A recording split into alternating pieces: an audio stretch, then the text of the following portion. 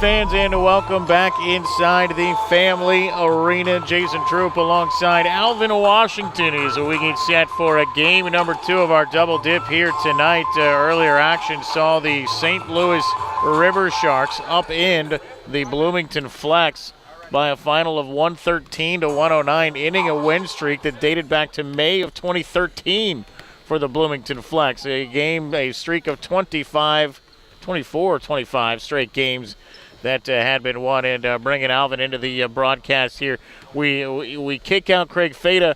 We bring in Alvin Washington for game number 2 of this double dip. That was Craig Fada over there, absolutely. That was cool. Gotta love working in the radio and TV business. You know so many people you don't even know what they look like. Man, you know what I mean? I tell you. But I tell you what about this game here. Having watched the Gateway Steam the other night against the River Sharks, and you could tell night and day the aggressiveness between the two clubs. It was a River Sharks win at that point. They also had over 100 points. The Steam are going to have their work cut out for them because I'm looking at this roster here, and it's a great mix of talent, not only from Metro Chicago, but talent that has played at the Division I and the Division II level. Schools ranging from Chicago State University, which as of late has been on a pretty solid good streak, having gone over to the Western Athletic Conference. You've got some HBCU representation with Tuskegee and Central State. There's also a young man from the City Colleges of Chicago that's on the club. A lot of good talent on this team. And they're being coached by someone that a lot of people in this business, not just here in the MPBA, but all across the coaching circle, says is one of the best no-nonsense coaches going, and that's Rick Pryor. Well, having not seen Chicago play, I haven't even seen Chicago practice as of yet. And I'm with you. I saw the Gateway Steam on Friday night against the River Sharks, still trying to figure out what we're going to see in this type of league. I thought it was an impressive win by the River Sharks just a few minutes ago, knocking off the Flex, a team that hadn't lost in a couple of years. I don't care what league you play for. That's pretty impressive numbers. But when you look at Gateway, I think one of the guys that you'll have to keep an eye on is Jake Anderson. I mean, Anderson was a guy that just filled it up during Game 1 on Friday night. He's an Iowa State product as well. Went through a couple of other smaller colleges as well. But he's a guy that you'll have to keep an eye on throughout the course of the night. Not a lot of size for Gateway, which is what I remember seeing from them in that first game as well. You've got Chad Fortenberry down low and Mike Gills down low, and that's really the only size that you see for Gateway down low. Is that going to be something that Chicago can take advantage of? Are they force a larger team? Are they more a guard-oriented team? Tell me what you know about the Chicago team and how that matchup might be. Well, as I mentioned, there is some size to deal with. Among those, DeJari Nelson, 6'9", out of Chicago State. Primarily a small forward, does play center. Wide body at 6'9". You add Antoine Ware out of Tuskegee, 6'6", small forward. Another 6'6" guy, Brandon Price, 6'6", out of Central State. Then you got one of the Caldwell brothers, Ronnie Caldwell, 7-foot center out of Illinois State. If you remember this name from a few years back, Bryant Caldwell, highly touted recruit, went to Illinois.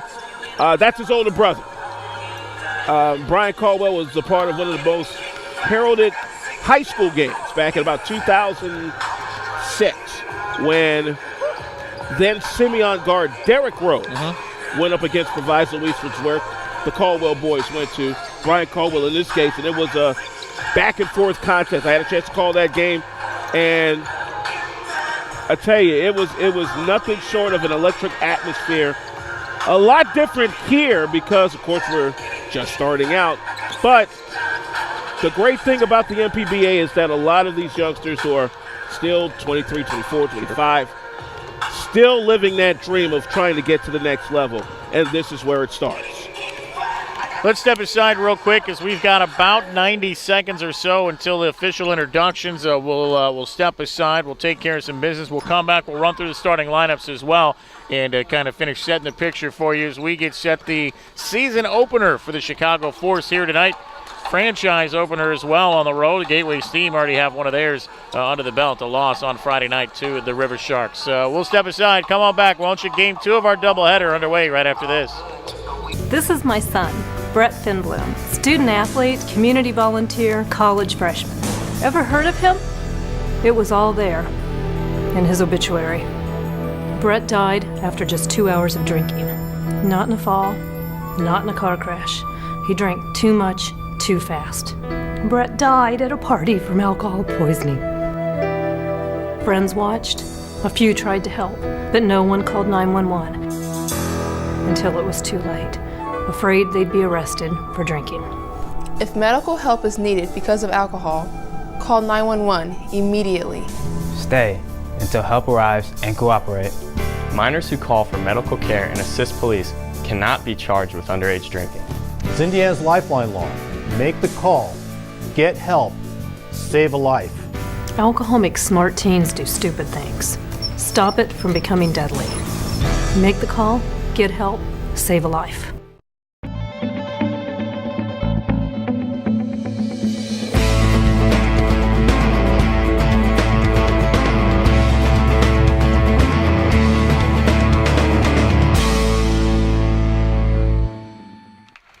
Back inside the Family Arena, Jason Trube alongside Alvin Washington getting set to bring you game 2 of our doubleheader here this afternoon at the Family Arena. And tell you what, it's Chicago against St. Louis. The Gateway Steam got underway on Friday night. They fell to the St. Louis River Sharks. But tonight we'll run through the starting lineup for the Steam, and then I'll pass it over to you. You tell us a little bit more about the Force, Alvin. But first for the home-standing Steam, it'll be Jake Anderson.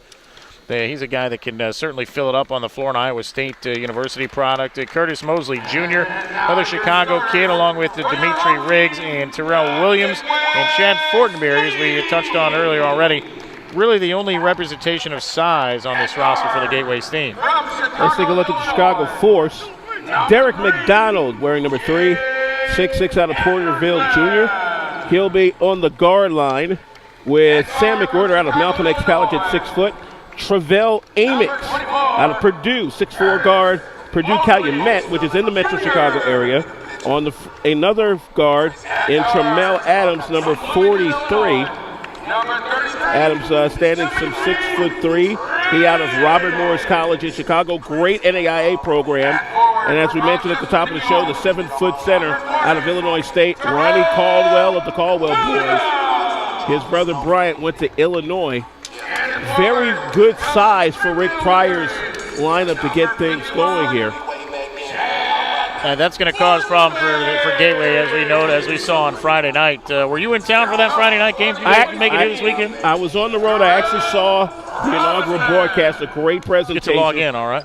And I have to say, as I said at the top of the show, it was night and day between the River Sharks, who won earlier today, hard-fought game against Bloomington, and the Steam. And if the Steam don't get going with the aggressiveness that this Force team is set to bring to them, it's going to be a long afternoon. Steam will be in the white jerseys, the Chicago Force in the bright red. Game 3 in the history of the Midwest Professional Basketball Association. Interesting thing about Derek McDonald, when I first saw him, he was just a worker at the Kroc Center, which is where the Force and their compatriots, the Windy City Groove, are playing out of. He came to the Combine, worked it out. Here he is, once again playing pro ball. And that's the great thing about this league. It doesn't matter where you come from. If you're willing to put in the work, there's a spot for you in this league. Here comes the jump ball. It'll be, again, as you said, Caldwell against Fortenberry, pair number 51s, and Caldwell wins it easily. And here comes the Force with the basketball. They'll start it in the hands of Sam McWhorter. One thing I've noticed so far, the multicolored shoes don't have the shoe contract yet in the NPPA, so everyone wearing what they got at home. Well, this is minor league basketball, so you have to get what you get. There's the dump down low, and it was ripped out of the hands of Caldwell. Now the whistle blows, and didn't see the call on the other way. That's going to be a foul on the Force, Sam McWhorter. That's his first personal, first team foul on the quarter. Here come the Steam to walk it up court right to left in the all-white jerseys. Little push along the sideline here, and now they're going to say he stepped out of bounds. Dimitri Riggs from Bloomington, Illinois, turns it over. Just underway, just about 30 seconds in to the season opener for the Chicago Force. McWhorter with the basketball up top. He'll dump it onto the left wing to Adams, and he launches his shot. It was a two-pointer and buries the bucket. 2-zip for the visiting Force. That's a great way to get started there. You know, if you can knock it down from way out, you know, why not? Stretch that defense out wide there and then take advantage of that. Down the road, and there's a swat by Caldwell as he knocks it out of bounds on the shot from Chad Fortenberry. Again, this is where the Force are going to have their biggest advantage. He's, I believe, the only 7-footer in our league as we speak. Pass onto the left wing. That's Mosley Jr. giving it up. Terrell Williams down the lane, hangs in the air, throws at the shot, draws the contact, gets the bucket to fall, no call, and here we go the other way. It's amazing with the great way that the Force had switched on that one. Even had a hand on the ball as the shot went up. That's weight room there. Bounce pass down low, quick turnaround, right-handed baby hook, good from Derek McDonald. The one thing I like about McDonald's game is that no matter where he is on the floor, he has the strength and the veteran know-how to get the ball in the air and knock it down even off glass. He'll hedge on the screen there. Dribble picked up, now Fortenberry with it up top of the key. He'll try to drive himself, now kicks it off into the wing. Three-pointer up from Anderson. That one's going to hit off the back of the iron and then off the clock above the backboard, and that'll be turned over to the Force. You're right. That's a big dude out there, huh? Ronnie Caldwell. My goodness. You know, the one thing that Ronnie Caldwell does for this Force club is it provides that much-needed middle presence. No matter where you are on the floor, you saw what Fortenberry had to do. He had to bring it back out to the outside. Not necessarily. You don't have to block shots to be effective inside the paint. Absolutely. And if you ever saw his brother Bryant, the younger kid, Bryant was the same way at Proviso East. Between the circles with it, that's Anderson. Again, he was the best, one of the more fun players to watch on Friday night. And again, there's Caldwell showing off his size. I mean, he's got a good 50 pounds on Fortenberry. Rick Fortenberry lifted at 215. Rick Pryor said on the bus ride all the way down, said, "Gentlemen, this is a business trip." And already you see what the result is. Adams taking it to the rack as well on the bucket there. They've got the lead now, 6-2. Chicago does. Up top, passing up the three-pointer was Fortenberry. They'll swing it around the perimeter now. A ball launched from the left corner. That's not going to go out of the hands of Riggs, and here come the Force the other direction. Sam McWhorter. Long jump shot from the left wing. Bounces straight up in the air. Couldn't control the rebound, and the Steam come away with it. Anderson again, looking to go coast to coast. Now he gets tripped up, and they're going to call, I believe they're going to call 5 on that. Yeah, that's McWhorter on a blocking foul. Oh, that's a real touch foul there on Caldwell. Almost like his ankle just collapsed and he fell to the court. It was a little ticky-tack. Ball inbounded quickly up top of the key to Riggs. He'll walk it around to the left wing. Riggs trying to use his speed that he's got on Tremel Adams. Now top it goes again. They'll drop it off to the lane. No size down there at all whatsoever. I mean, that's going to be big. He's just going to bounce off of him like a brick wall all night. But not only that, but if you watch the help side defense, that also plays into the success down low for the Force. Pass down low. Turn around. There's a nice little hook again, and it's up and in. Again, no matter where McDonald is on the floor, if you don't give him that little shot that's going to get him out of his rhythm, he's going to hit those shots from everywhere, every time. He's got some nice length. Looks like he's got some good post-up moves as well that he can take those smaller guards and down low. It's a ball fake by Mosley Jr. He's going to the rack, hangs in the air, draws some contact, does Fortenberry, and gets it to fall. He almost had the recovery there and a block shot. 8-4. It's the Force leading the Steam. Early stages of this one. Bounce down low again, back outside. Tremel Adams has already hit 1 from 3. That one a bit too strong, though. The rebound chased down by Fortenberry. Quickly up the court the other direction. That's Mosley Jr. Drawing contact. Couldn't hit the bucket. The rebound put back. He's up and in, though, by Terrell Williams from Rochester, New York.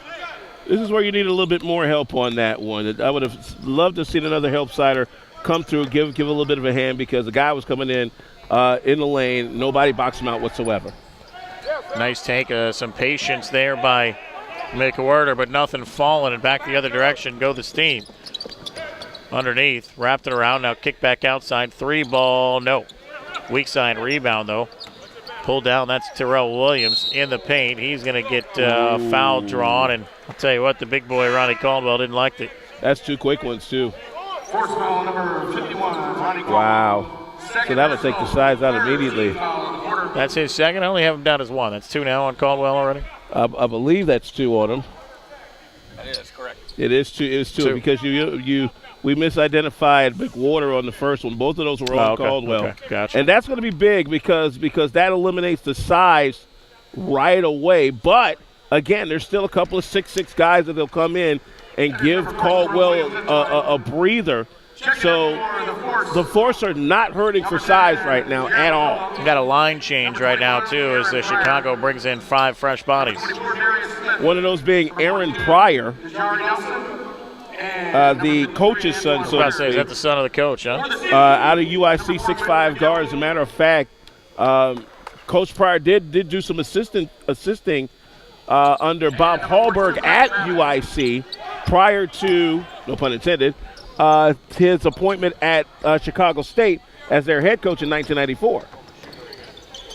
As a matter of fact, he was the last coach that Chicago State had as an independent before going to what was at that time the East Coast Conference.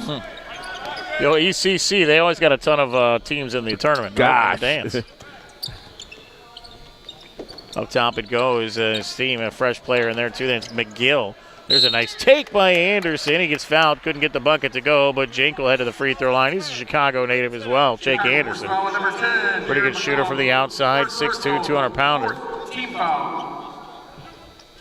At the line for the Gateway team. You know, again, if you notice the help side defense coming over, they almost got the block just a little bit too much of the body that time.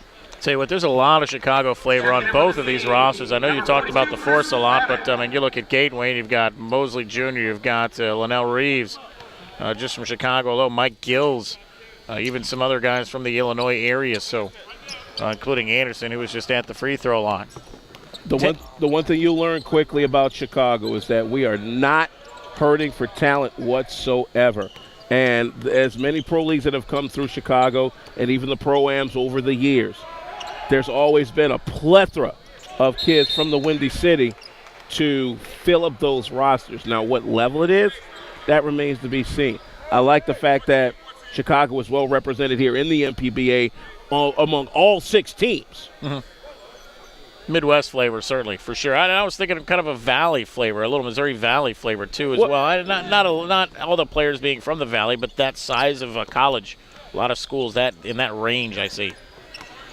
Back to the action on the court. That's Aaron Pryor trying to get to the rack, number 21. A weak side rebound pulled down by Anderson. Kicked into the corner. He'll get it right back. Now top of the key. 3 ball from Riggs. That one rattled around and popped out.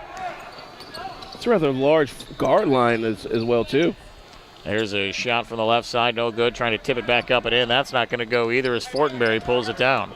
You don't want to settle for jump shots that far out this early in the contest. Work your inside game. Nice backhand. Back the other way. Easy laying. You're right. Good heads up. That was a little. He was looking for the spin move, and then he let the ball go on purpose ahead to his teammate. Yeah, that's the one thing you got to love about Chicago guards is that they always try that fancy dribble, but it's with a purpose.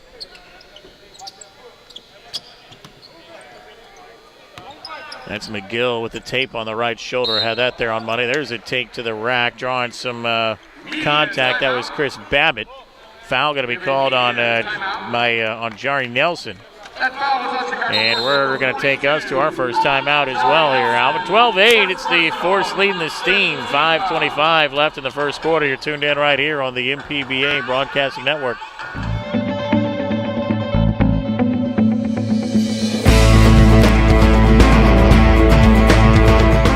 Force 12, Steam 8 as we are back here at Family Arena in St. Charles, Missouri. And just want to take a look at that last fast break there as the Steam were bringing it up. It was a steal, and that behind the back pass, that's a staple. That's a staple of Chicago guard play. It may not be the prettiest. It may not be what a coach wants at the time, but Once it works, the coach is like, good job. It's one of those, no, yes.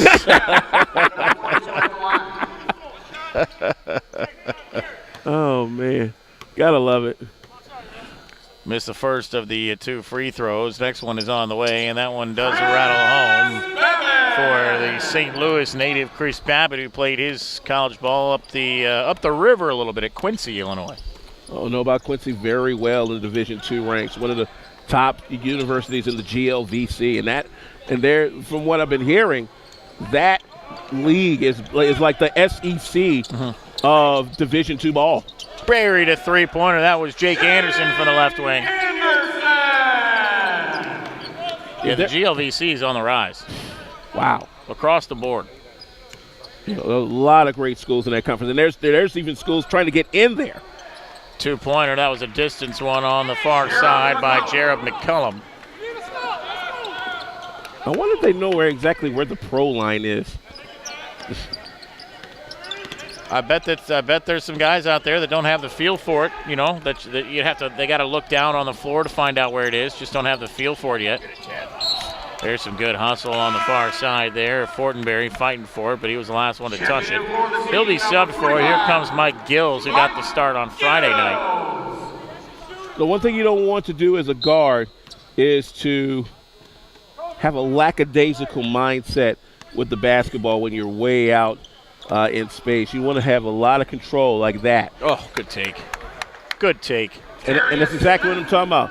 Have the mindset of either I'm going to get my guys into it or I'm going to take it to the rack. There's a nice dish from block to block, and now an extra pass is going to get away from everyone. That should go this direction. It should, yeah. They're trying to say it was tipped. The backside referee is saying, yes, it was deflected. I didn't see it deflected. I thought the original call was the right call. Hey, they're on the floor and they're in the trenches better than us, so I defer. I'm digging the suit Darrell Robinson's rocking over to our right there. Looking sharp. See, you know, and that's another thing. You know, the young coaches that get the opportunity to coach in this league. You know, this is where they also make the grade. Sure. You know, because you never know who's going to be looking at you at the next level. Maybe a major college, maybe somebody in the NBA, maybe another major professional league. You never know. As long as you look the part, as long as you're doing what you're supposed to do, and as long as the wins are coming, and that's the key. That's the key. That's always the key. You know, you'll get the looks. Well, and the development of the players, too. I mean, you're not going to get 22, 23-year-old kids aren't going to roll through your program if they're not going anywhere all the time either. They've got to improve. You've got to find a way to help their game out. Oh. Here comes the new line of force players. Looks like it's the original line, too. And they're all going to come back in again. Yeah, the starting 5 back out on the court now for Chicago. Interesting when you see them doing that. I mean, first game of the season, I guess. So, you know, you usually don't see 5 and 5 substituted for each time, not in basketball. Well, you know, it goes to philosophy. And I think what Rick Pryor is doing is he's trying to get enough minutes for everybody to be able to get themselves a good flow, get themselves an idea of who they'll be rolling with. You know, it's the same thing that John Calipari is doing at Kentucky, and it seems to be working for the top-rated Wildcats right now. Nice shot back there by Anderson. 14-16 or 16-14 is your score. Force have the 2-point lead. Boy, nice pass inside the Caldwell on that one by young Mr. Adams. You know, and when you've got size like this, the passes just come easy. First team foul. At the line for the Force, number 51. Ronnie Caldwell. Here's the 7-footer at the stripe. Got a pretty nice touch from there. You know, it's more than a notion that when you come from Chicago, one thing you better work on is free throws, or you're not going to get in the game, and that's at any level. Well, that was a big problem in Game 1 earlier this afternoon. Boy, the Bloomington Flex missed 20 free throws in that game and ended up falling by 5 points. 4 points. You know who I was impressed at in that contest? Who's that? Justin Bowcott. Oh, yeah. Yeah, the former SIU Carbondale Oh, guard. Yeah. And I tell you what, if the producer allows me, I'd like to talk a little bit about, you know, some of the other guys here in the league. We'll keep it here. All right. By the way, 18-14, Force lead the steam here. Talking about Justin Bowcott from the flex. I had a chance to track him during his days at SIU, one of the best players in the Missouri Valley. To see him here in this league continue on and continue to be the player that he's always been lets you know that the opportunity to let local talent thrive professionally and develop professionally is what's going to be one of the big calling cards of this league. Not only the local schools, the local kids. I'd love to see more St. Louis kids in these two clubs here with the Steam and the River Sharks, because there's especially those that may have played in the U High League. There's a lot of talent in the U High that is being overlooked. And, you know, I implore anybody that's watching right now from the St. Louis area, if you know anybody that has played Division I or any type of college ball, have them to come out to a tryout with the River Sharks or the Steam and bring that hometown talent back home. Back to the action on the court, 2:46 on the clock, 18-14 your score, and we've didn't see it, was looking at the clock, looks like 15, foul on, was that Lester Hart just checked into the game. I mean, St. Louis right now, the home of the top basketball player in the country from a recruiting standpoint, playing at Chaminade down the road, and of course, as soon as I open my mouth about it, his name slips off the tip of my tongue. You're talking about a newer kid, not Bradley Beal. No, right? not Bradley Beal. I did get a chance to call a few of his games when he was coming up through high school, and a more dominant athlete I have never seen at the high school level in my life. But no, the new guy. That guy. Kevin or Keith. I can't think of his name. It'll pop in my mind midway through the game, and I'll just blurt out, Steve Smith, and you'll be like, who? What? This is from the first quarter. Don't worry about it now. We'll be good. Back to the contest here. 2-point game. Force. Well, there's a little pull-up and a shot no good from McDonald. Ooh. Along the baseline, whistle blows, and it's a turnover, and here comes another line change. Crew, yeah. Only 3 this time. I mean, it's so early. We got a ton of time left to go, but so far, you somewhat impressed with Gateway and how they're doing against the Chicago? They're holding their own. You can't do any better than that, especially when you've got already 2 fouls on the Force big guy in Caldwell. Oh, there's a good steal. Nice steal there by Darius Smith, who's going to cross it over down court, take it the length of the court, Euro and step. Finish it off. Euro step. The crab hop. Speed is also going to be on the Force's side as well. There's a nice take once again. Brandon McGill. Guy who played some professionally over in the British Basketball League. Now that you don't hear too much. It's usually, if you're in the European leagues, it's usually somewhere in Germany or somewhere in not Britain. Oh, that was not a good idea. Here come a little 2-on-1 break the other direction, getting a bump, and boy, it looked like he might have hurt his hand. Was McGill there? He's going to head back to the line. They'll call that foul on Aaron Pryor. But yeah, finish that thought. As I was saying, when you hear about kids going over to the European leagues, it's more of the Slavic variety, the Lithuanian league or the German league, Austrian or some of those other Eastern European leagues. You don't normally hear about the British league. Not to say that there isn't good ball over there, but Britain isn't exactly known for basketball. I'm just saying. I'm right there with you. It stood out to me as well, the British Basketball League. I'll be honest with you, I didn't even know it existed. Oh, it exists, all right. Oh, clearly it does. And that one just rolls over the front of the rim. The old BBL. I don't follow the BBL as closely as I should, apparently. I know you're on top of the pulse there, Alvin. I know you are. I try to be. Got to move the basketball around a little bit there. That was Aaron Pryor. Now along the baseline, they're trapped, forcing a pass down low. Ball being kicked around, batted around, diving for it to try to keep it inbounds. That was Mike Gills, but it'll stay on this end of the court and stay Force basketball. The one thing you notice about that last possession by the Force is that there was some semblance of a play. Top side screen, bottom side screen, trying to move the ball around. And, wow, that's a long one. You didn't want that coming out of that one. That was the coach's son as well. So He might be finding himself a long cab ride home tonight. Big 3 ball up and good for Mike Gills. He was showing off his range in game 1 on Friday night, but just couldn't connect on any 3-pointers and had his hands full with DeWitt for the River Sharks. I like him too. There's a pass down low into Gills. Gets a piece of Ronnie Caldwell on his way to try to stuff it home, and the big man will head back to the line. I tell you what, if it's going to be that easy for Ronnie Caldwell, folks better watch their hands in the rim because he will bring the thunder. 37 seconds left in the quarter. And he threw up a brick there on the first shot. Number 42, Jari Nelson. Jari Nelson will check back in again as Derek McDonald heads off.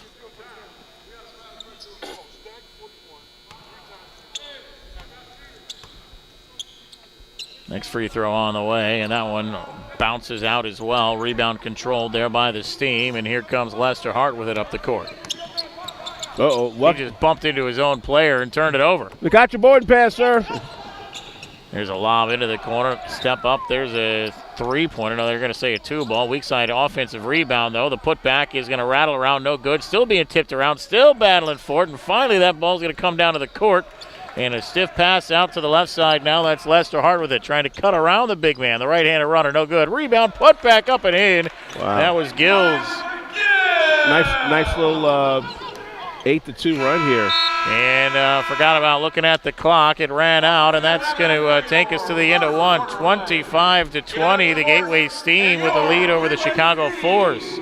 We'll step aside, come back with the second quarter. After this, you're tuned in to the MPBA Broadcasting Network. Back inside the Family Arena, Jason Troop alongside Alvin Washington. Here's the replay. Well, I tell you, the putback there was real nice.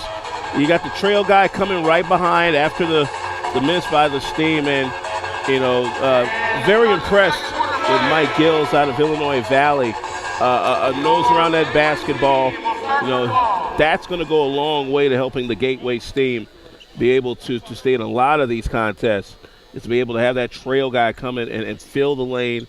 If nobody's going to box him out, why not get the offensive rebound and put back?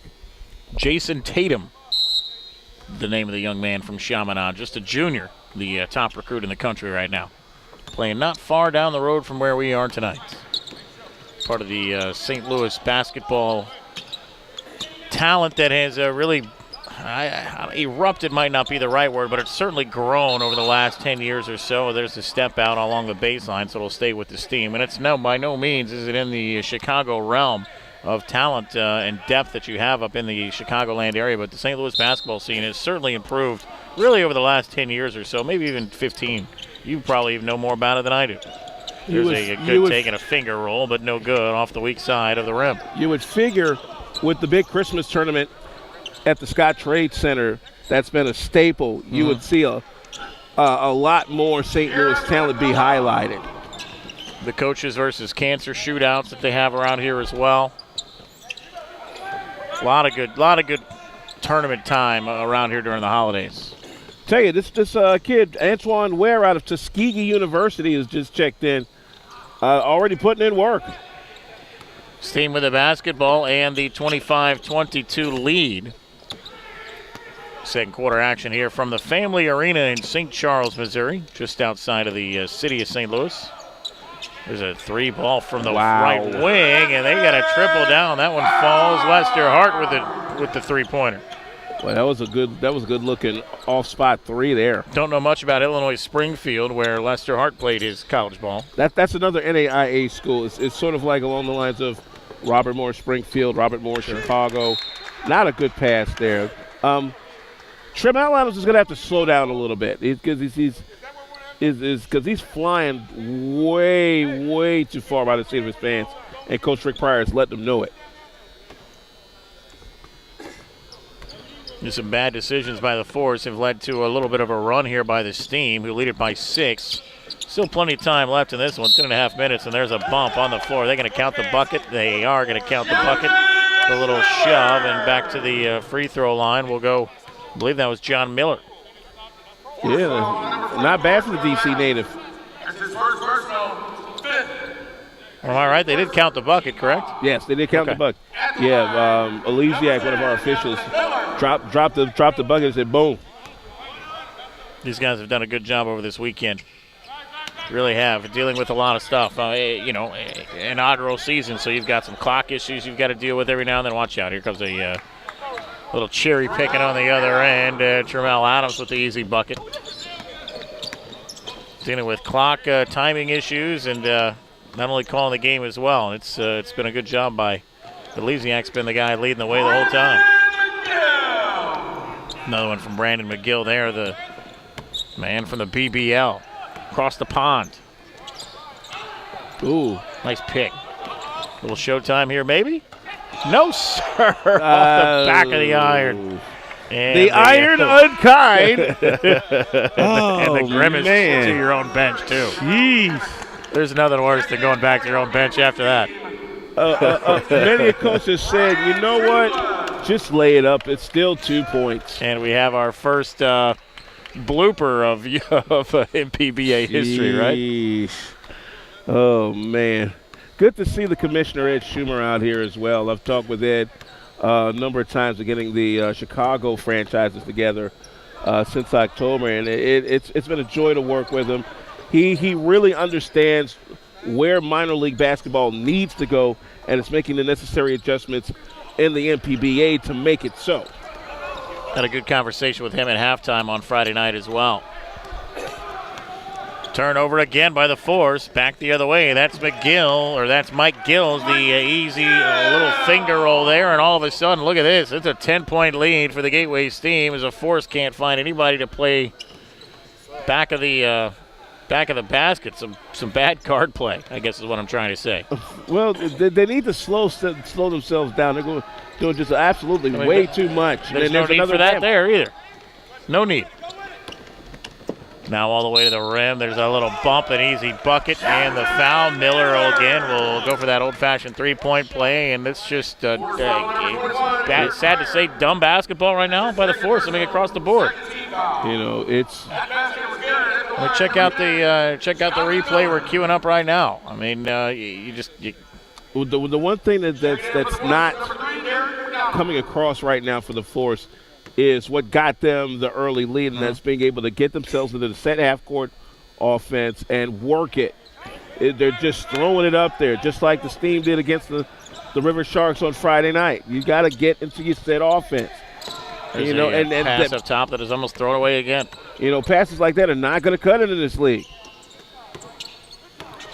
Top of the key with it, that's Amex. He's going to rise and fire. His shot no good. But look at that. Out of nowhere, the weak side rebound is up and in, and that's by the veteran Derek McDonald. I would like to see him in that particular role, in this particular sequence, because he's on the floor right now with some kids that are not exactly lighting it up from the board. You know, he has somebody to have the nose for the basketball, get in there, put that putback, get those garbage buckets, as they say.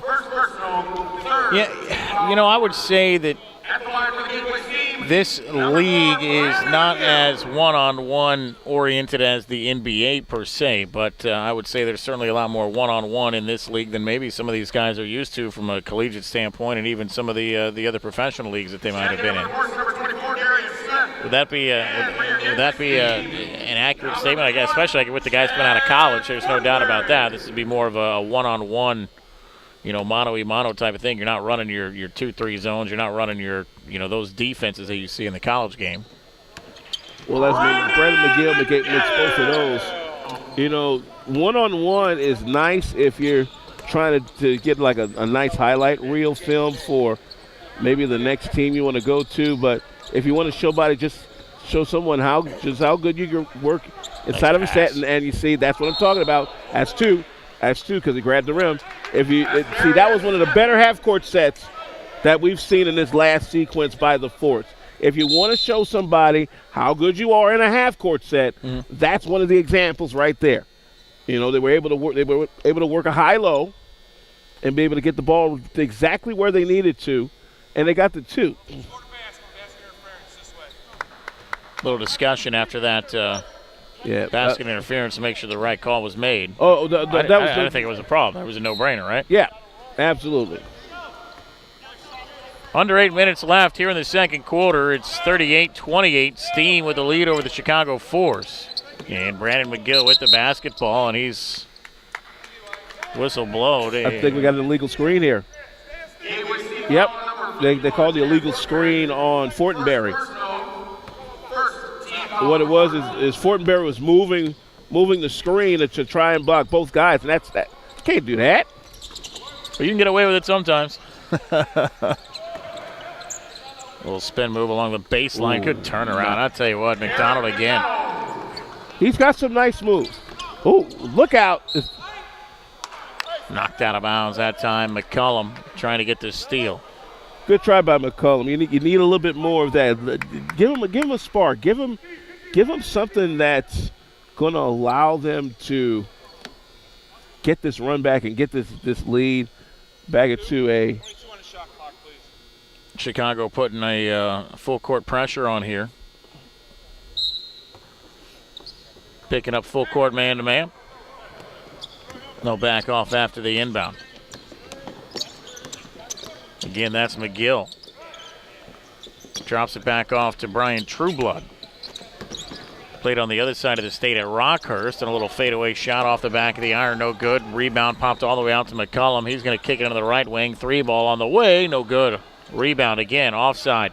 That's McDonald in traffic, spins around, still stays with it. Can't get it to go. 3 or 4 shots he had at it. Couldn't get it to go. But that's what I was talking about. Let's, a different role for McDonald in the sequence. Get those garbage buckets. You've got the length. You've got the know-how to get yourself in the midst of everybody. They're not trying to box you out. Get in there and get those garbage buckets. Get this lead back respectable again. Here's Fortenberry back to the free throw line. 6'7", 215-pounder from McMurray College.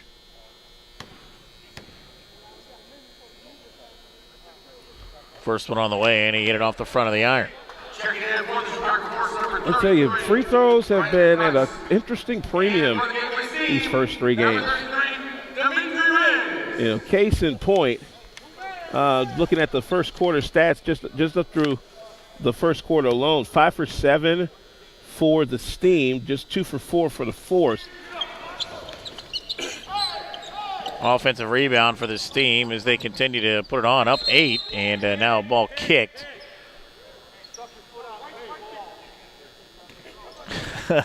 Far side, Darius Smith is saying, well, he touched it last, and ref's saying, well, listen, you kicked it, so it doesn't really matter. There's a steal on the inbound. Nice one now. A good turn and a quick look and a pass to Smith. He can't get the layup to go. And a foul called on the other end. I think Miller picked up the infraction. I see the role now for Jared McCullum is that top side defender, being able to create a fast break out of a steal. The kid from IUPUI doing a good job the last couple of times down. Pulling out the IUPUI reference. I love it. Or as they say, ooey pooey. Ooey pooey, yeah. Yeah, I had a chance to see them covering Chicago State back in the old Mid-Continent Conference days. I mean, there's a lot of IUPFWs as well. There's a lot of IUPU. Yeah. People don't get it unless they've lived in Indiana before. I think that there's some confusion on in the building. I thought the foul was called against. I thought so too. I thought the foul was called against the Steam. Apparently not. You say potato, I say potato. Yeah, I digress. Back to the action here. A little push and a take to the rack, and he gets it. And 1. Wow.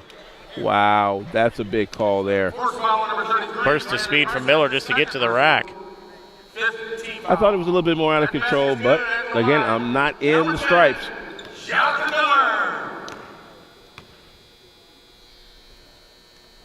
First one on the way, or pardon me, the 3-point play completed there by Miller. 6.5 minutes left in this one. 41-30, it's the Steam leading the way. There's that right-handed little baseline hook shot, no good from McDonald. Back the other direction. Oh, picked it up. Wide open right side. 3 ball is buried.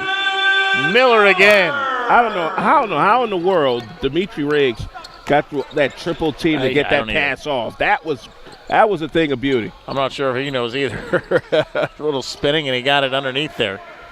There's Tramel Adams with the bucket on the other end. Whoa. Now a pass flipped into the corner as well. Did he step on the sideline? He did. And we'll take a timeout here on the floor. 5:51 left here in the second quarter. 44-32. Steam with a lead over the Force. Back with more after this on the MPBA Broadcasting Network.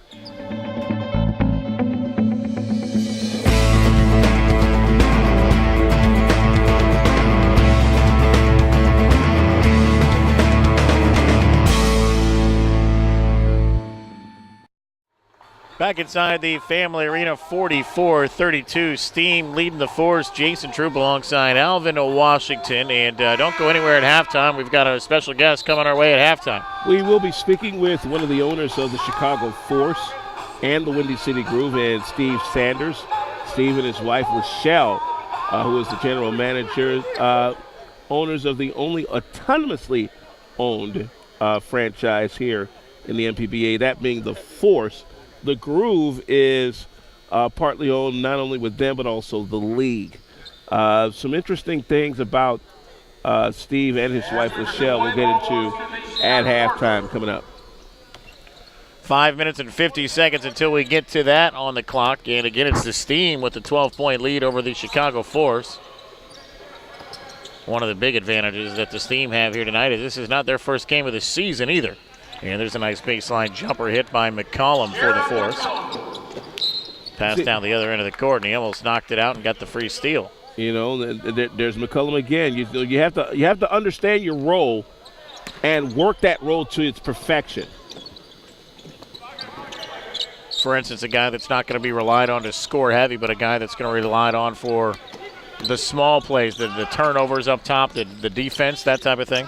You know, that's what made Charles Barkley and Dennis Rodman so great in their day. Quickly back the other direction, missing the first one, but the follow-up putback is in there good by the Force, and we're back down to a single-digit lead. You know, that's the great thing about having a trailer. You know, you see the play going, you know, help him out. He may miss it. You trail behind him, make the backfield. Nice little give and go on the cut on the far side, and a bucket good again from Miller, who's really looked good at this game. I remember seeing Miller play this well on Friday night. There's a quick shot from McCollum, rebound to Miller, and here come the Steam the other direction. There's going to be a lot of adjustments coming up later on at halftime. A lot of adjustments, especially on the Force. Fortenberry's fadeaway no good, and the Force now with the basketball. McWhirter back on the court for the first time in a while. There's a baseline drive kicked up top. He can hit these three. Adam can. He hit one early on in the game, but he's missed his last two. Settling again. You're settling.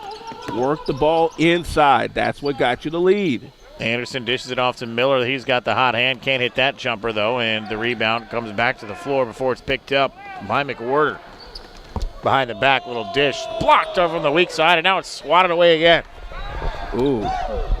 Here comes Anderson up the court. We've got a Force player down under the basket on the other end, and they will blow the whistle if this goes in. Well, maybe not. Still down on all fours on the other end of the floor.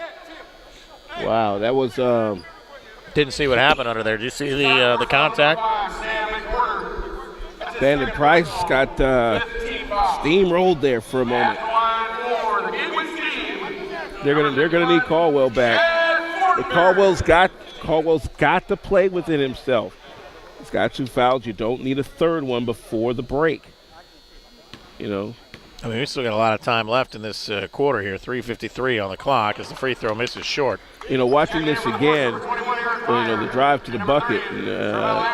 You know, you see the trailer there, the trailer right there to you know get the offensive rebound and then keep that second chance going. That's what your trailer is supposed to do.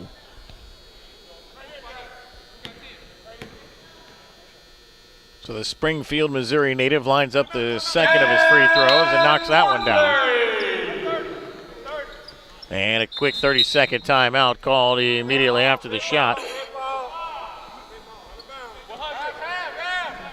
What's going on here?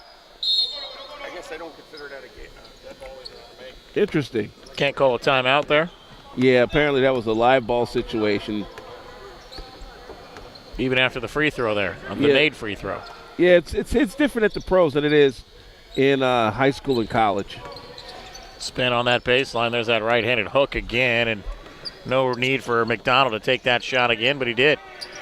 Drive to the basket, Use your 6'6" frame. Get yourself in there. You're settling too much for that outside stuff, and that's why this lead is where it is.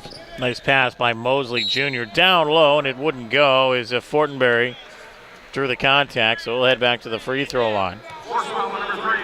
That's Derek McDonald, his second personal. I know Rick Pryor cannot be pleased at the way the second quarter has gone, especially since the score has kind of yo-yoed around the 10-point mark. Well, not get any worse, though, I guess you could look at it that way. I mean, it's been stuck, like you said, right around that 10-point mark. You haven't seen Ronnie Caldwell out there for a week. Still not out there. Are you do you sit him for the rest of this quarter? Caldwell? I tell you what, Elysiak and Pryor having a nice little tete-a-tete over here regarding the last few calls. Tell you, Elysiak is quickly getting himself an interesting reputation. Oh, there's a shot on the weak side rebound, pulled down cleanly by Pryor. He turns around and fires it. 3-ball from Aaron Pryor. They needed that one. They got to start playing a little bit better defense on this backside. Good look underneath, and it's poked away, but a foul is going to be called by McCollum. And that'll take us to a timeout. 2:56 left in the first half. 49-39, Steam still hanging on to that 10-point lead.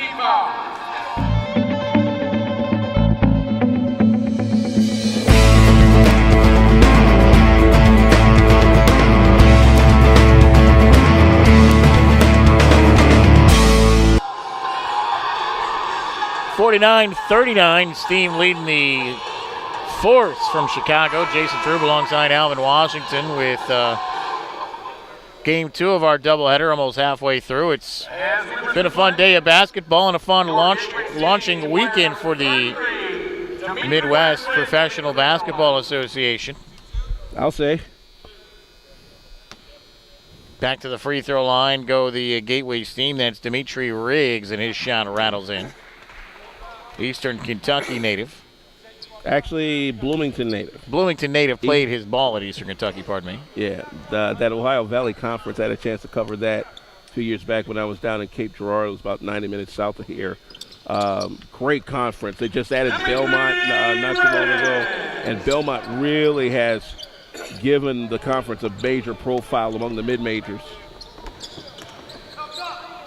A little out of control there on a shot from Travell Amex. In back the other way comes Gateway with a slam home by Chad Fortenberry. That's what happens when you make better decisions with the basketball. There's a little jump shot missed again by McDonald. I don't know what's going on with the Force right now, but this stretch is not a good stretch for the Force. Stolen away by Chicago. Back the other direction they go, and a nice little up and under. That's McCollum there. Sometimes you have to let your defense dictate your offense, and that's what has been able to get them the points this quarter. The defense has dictated their offense instead of just being straight up with it. I do envision a different second half from Chicago when they've got their big guy, Ronnie Caldwell, playing without being in foul trouble. There's a shot up. He wanted to try to draw the foul. It's a violation of the shot clock and a turnover. Again, let the defense dictate the offense. That was one of their best defensive efforts this half. I mean, Chicago's a completely different looking team on the defensive end of the court without Caldwell in the middle. They're a lot quicker. They can get their hands in the passing lane, but if they quit doing stuff like that early in the clock, they might be all right. Nice follow up from the backside there by Mosley. How can you lose with stuff like that? How can you? Man is doing exactly what he's supposed to do. He is supposed to trail his teammate and get that ball into the bucket. He's not doing anything out of the ordinary. And Chicago not ready for it. Either that or they're just lost right now. Minute 15 left in the half. And there's another errant pass right through everybody. Going to go the other direction. Wow. Steam up 55-41. And at least in the early going of the MPBA, the St. Louis team's looking pretty good. Game 3 of the inaugural season. Into the corner it goes. There's a shot from Anderson. He could hit him, but Pick came up with nothing but air that time. Now the dish down low again. Turn around. No. Rolls over the rim from Mike Gills and into the hands now of McCullum. He'll push it ahead to McWhorter. And he'll just throw one to the rim. Foul going to be called, and the Force are just frustrated. There's no reason for that. I don't get what McWhorter was looking at. That wasn't. It couldn't have been a shot. It looked like it was more just lobbed to the rim. Again, for what it's worth, whatever the Steam has been doing this quarter has taken the Force completely out of what they want to do. You know, the Force are just throwing passes up there that are easily intercepted. They're throwing up shots way too early in the clock.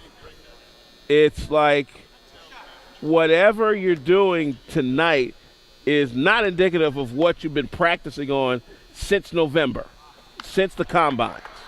Whatever it is, it needs to be adjusted quickly. Well, at least they've got to have to do it. You know, you've got your 15 minutes at half, or you can sit down, you can talk with Coach Pryor. Figure out what hasn't been working. If there's much conversation going on, I doubt it. It's going to be more Pryor saying this is what's going to happen. I would imagine. Well, he's got a couple of good assistants with him. You know, one of them has been a coach of the year in the state of Michigan on the high school level. No, I mean a one-way conversation, coaches to the players. Yeah. 8 seconds left in the shot clock. Weaving through some traffic. There's one that got off, and it didn't rattle home, but we do have a foul call. That one on Dimitri Riggs. That's one of the few times that Chicago got into their offense and was able to draw something out of it.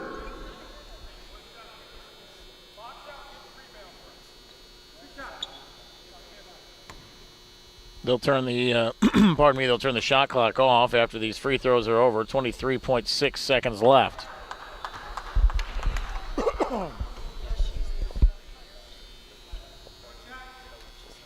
Check out some stats at halftime as well. Next one up and good from Sam McWhorter. Steam are going to want to play the final possession. It's almost poked out of bounds and turned over, but, well, it was poked out of bounds, just not turned over. Force are going to pick up full court here.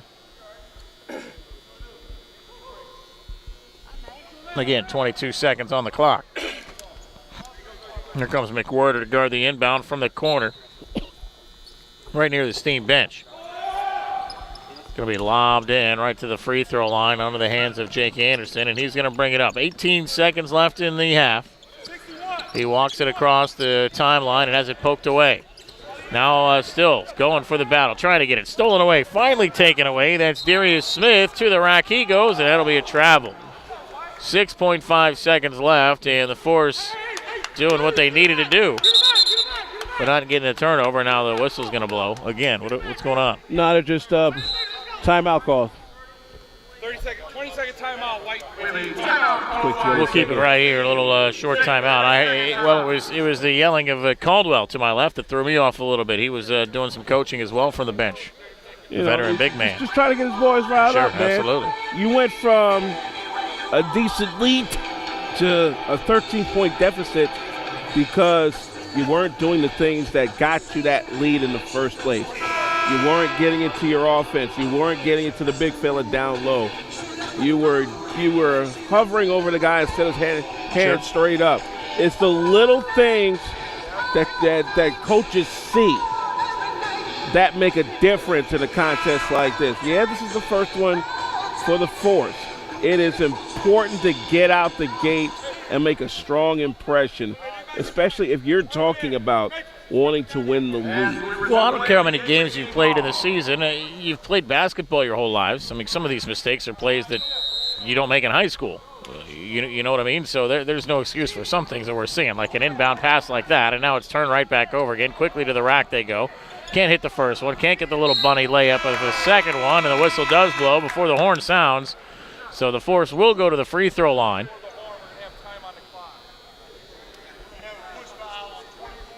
Yeah, we're gonna have 2 shots to end the half. Sure. First personal, third team foul. At the line I think we might They're get going to some give. time. Looks like, yeah, I heard that too as well. 0.7. They're going to throw that on the clock.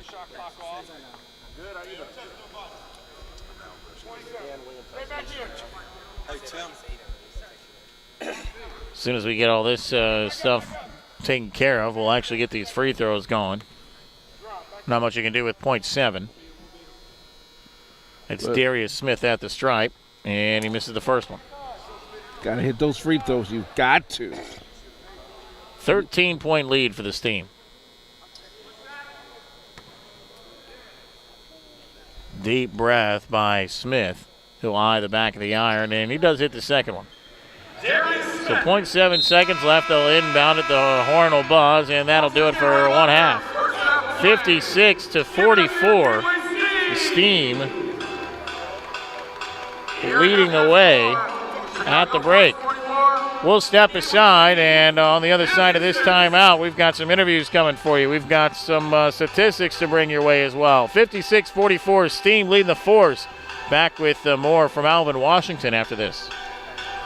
This is my son, Brett Finbloom, student athlete, community volunteer, college freshman. Ever heard of him? It was all there in his obituary. Brett died after just 2 hours of drinking. Not in a fall, not in a car crash. He drank too much, too fast. Brett died at a party from alcohol poisoning. Friends watched. A few tried to help, but no one called 911 until it was too late, afraid they'd be arrested for drinking. If medical help is needed because of alcohol, call 911 immediately. Stay until help arrives and cooperate. Minors who call for medical care and assist police cannot be charged with underage drinking. It's Indiana's lifeline law. Make the call, get help, save a life.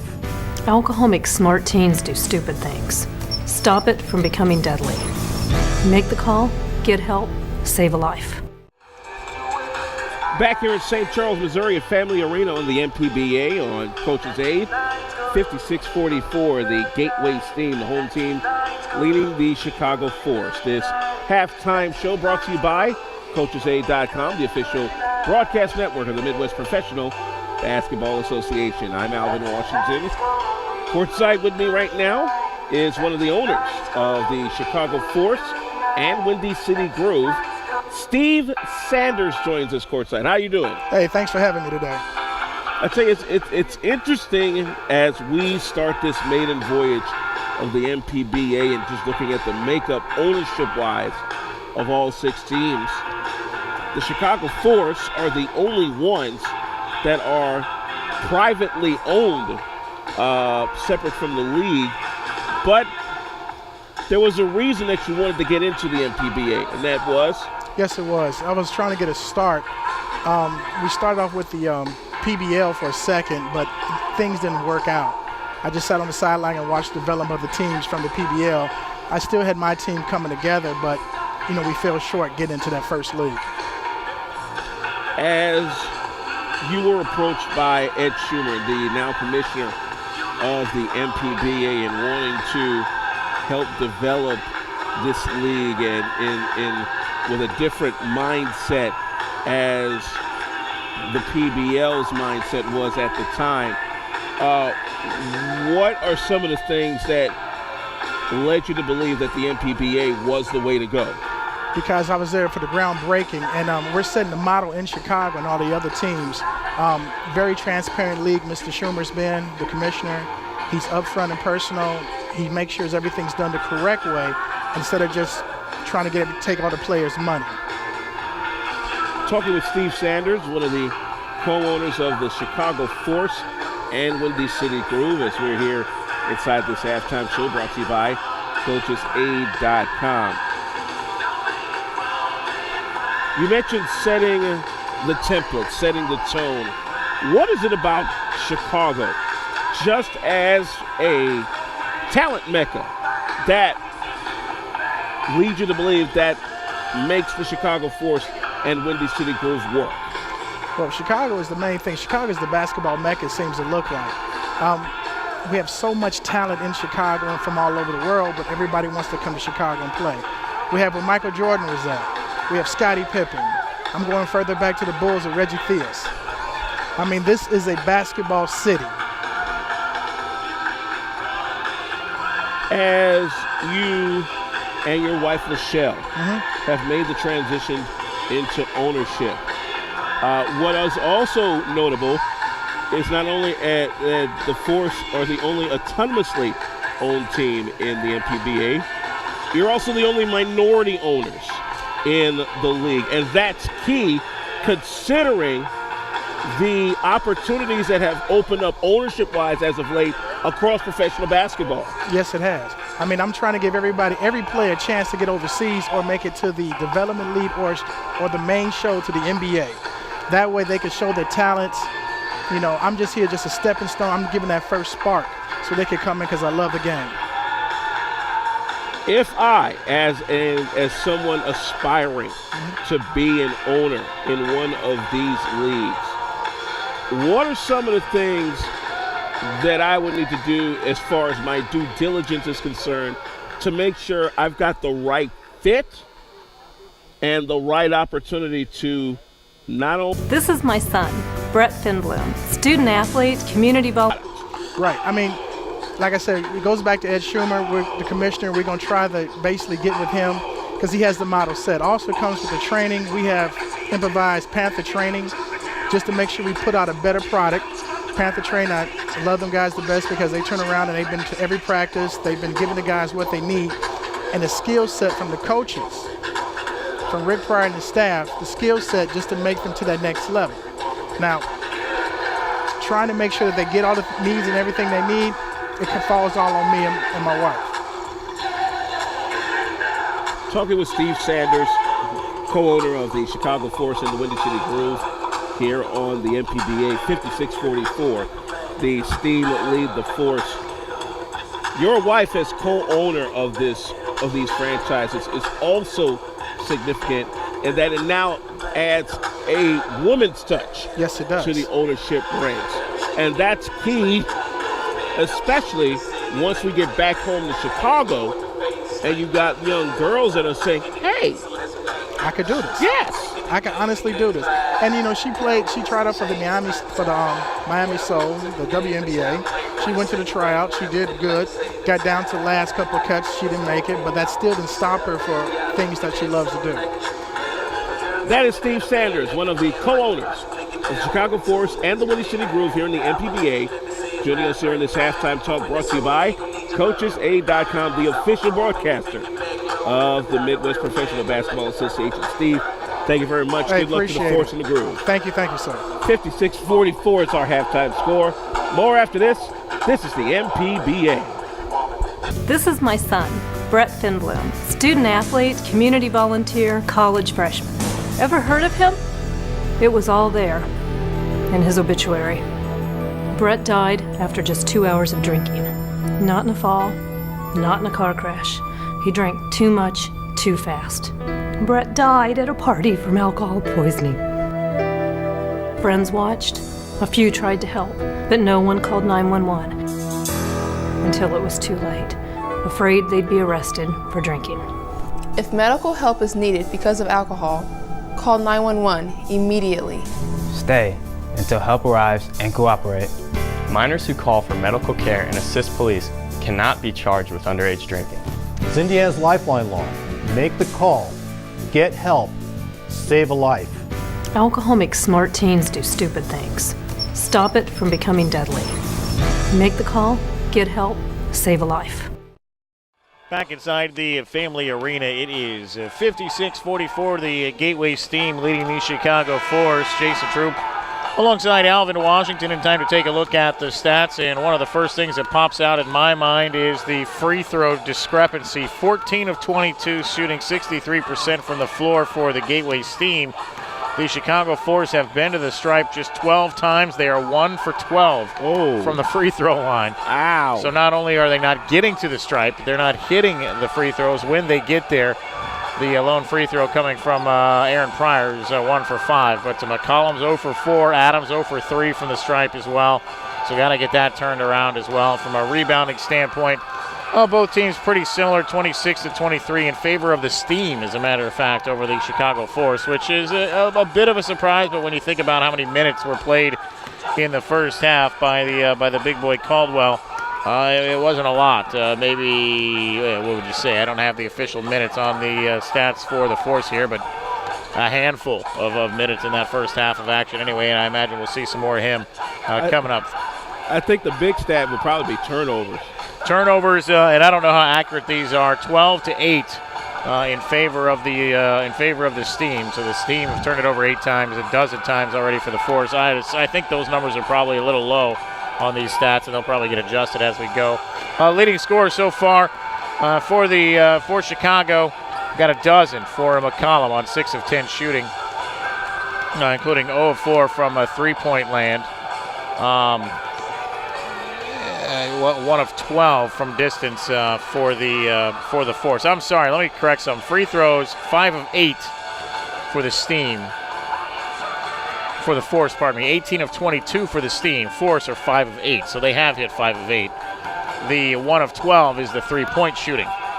Yeah. And that's not good. And they have to stop settling for that type of shot early in the clock.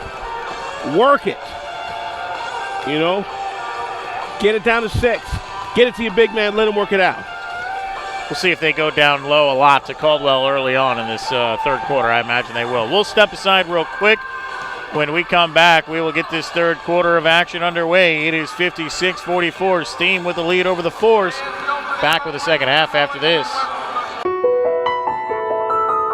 was an intense game, but that's what makes it all the more fun to play. Just keep working hard and encouraging each other and staying positive. And it keeps us motivated to keep going and to keep persevering towards the top, because that's what sports is all about.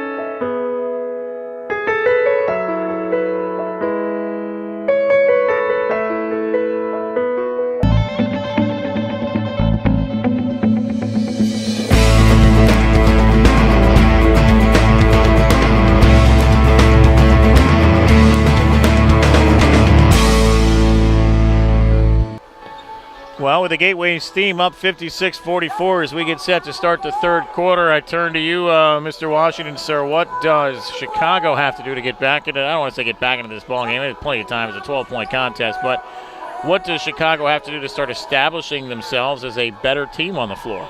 Reestablish Caldwell. Caldwell was the reason that the Force had the early lead.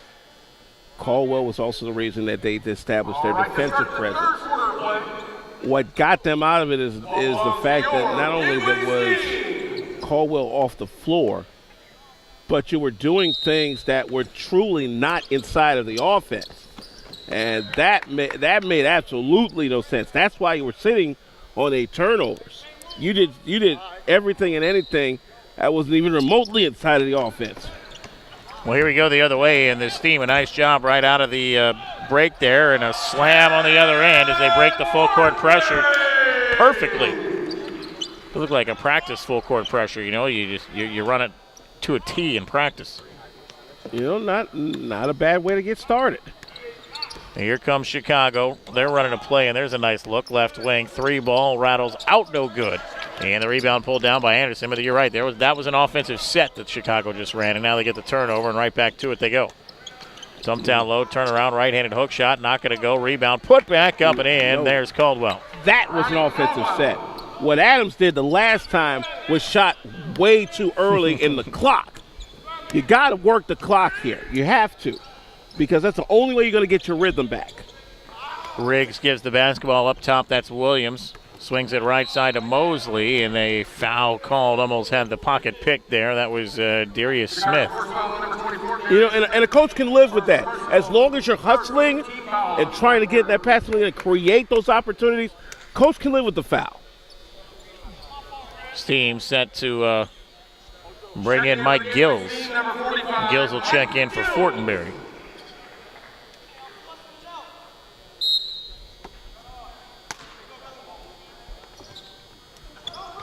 Inbounded by this team. That's right to Gills. He turns around and hits that little jumper from the right elbow over the head of Ronnie Caldwell. And Caldwell's looked to his bench a couple times and has pointed to him as if to say, get somebody in here right now. I'm hurting. His right arm is, something's wrong with his arm.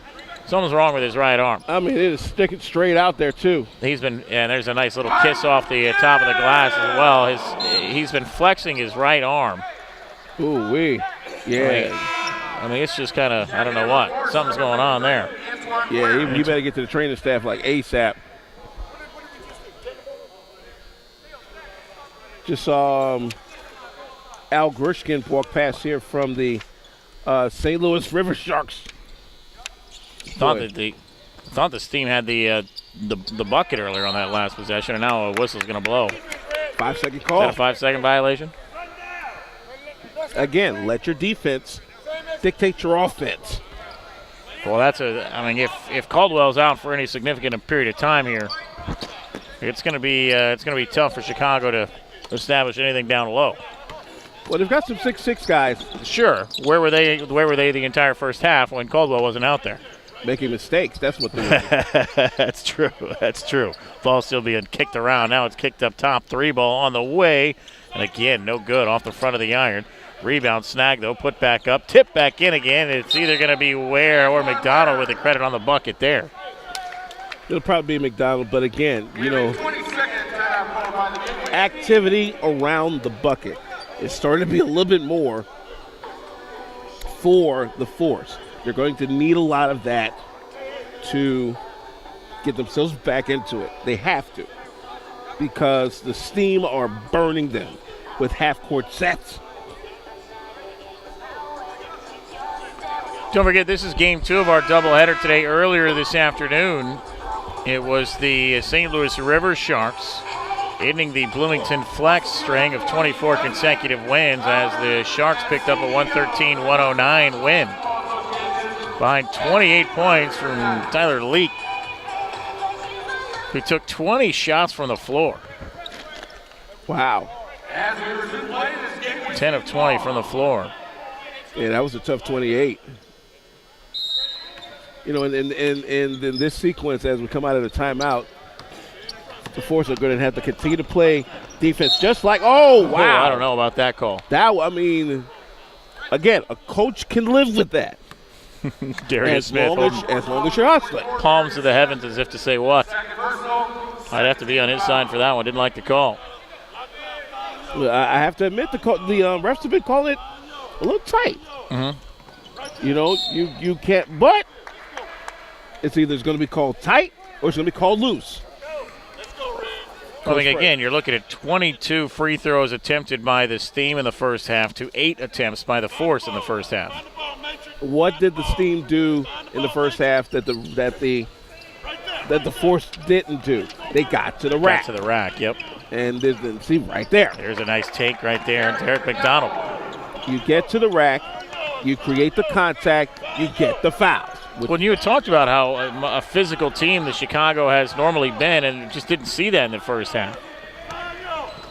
There's a nice dish on a flash to the basket. Good bucket there. Curtis Mosley Jr. finishes it off. He's a Chicago native, played his college ball in Missouri S&T.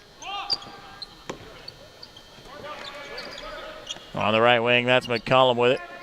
Gives it up to McDonald. He'll just turn around and fire it. No one there. Rebound. Put back up and in. Nice job by Antoine Ware. Oh, for the love of a good trailer up in this piece. You know, you gotta have it. Gotta have it. Jari Nelson getting set to check back in again. Steam might have just gotten away with a travel there. Right-handed runner up and good. Wow. When you're good, stuff like that happens. Back the other direction. Force slow it down a bit. 9 minutes left on the clock. Third quarter. 66-54. Okay. Force can't take their eye off the ball. You got to work the sets. Here's a little baseline jumper, not going to go. Weak side rebound, never controlled. Now the Steam fighting each other for it, and it eventually is controlled by Antoine Ware. There you go. That's what the 6'6" fella's supposed to do. Nice little dish that time, and just getting a piece of it to force the free throw. And again, work the offensive set to your advantage. You know, that's the one thing that I like about the Force is that Coach Pryor's going to get them in them offensive sets. The moment they get out of it, that's when they get in trouble. Here's McDonald to the free throw line. We'll catch that replay here in a second as well. Off the back of the iron, it bounced out pretty good. You know, going back to that play real quick. You know, this is where when you run an offensive set like you're supposed to. You know, let's see if you're watching here. The dish off to McDonald underneath. When you run the offensive set like you're supposed to, good things are supposed to happen. Opens up some gaps in the defense as both free throws were missed. Rebound pulled down by Amex. He still has the basketball, and he'll back it out a touch. Looking down low, nothing doing there. Now looking for a flasher coming across. That's Darius Smith. He lost it, though. Now got it right back again. Looking to throw it. Where's the foul? They finally do blow the whistle. I would imagine no shot there. Oh, yeah, no shot. And the foul's going to be whistled on Dimitri Riggs, number 33 for the Steam. What allowed that play to stay the way it was Darius Smith's hustle. Because that looked like an accident waiting to happen. I mean, there was no kind of controlled chaos about that. Darius Smith's hustle is what made that play happen. His hustle is going to give him a couple of points here, too, if he can hit the second of these two free throws, and he doesn't. It bounces out. Rebound, though, controlled on the offensive end again. That's back-to-back offensive rebounds, and now a three-pointer from the right wing. That's not going to go. Tipped back out of bounds, and now a whistle sounds near side right in front of us. Didn't see it. Somebody either stepped on the sideline or there was a foul call. There's a foul on Darius Smith. It was a good call. He forced him out. One of those hustle fouls. Third on Darius Smith. Checking in the game for the Gateway Steam, number 51, Chad Fortenberry. And the Force picking up full court.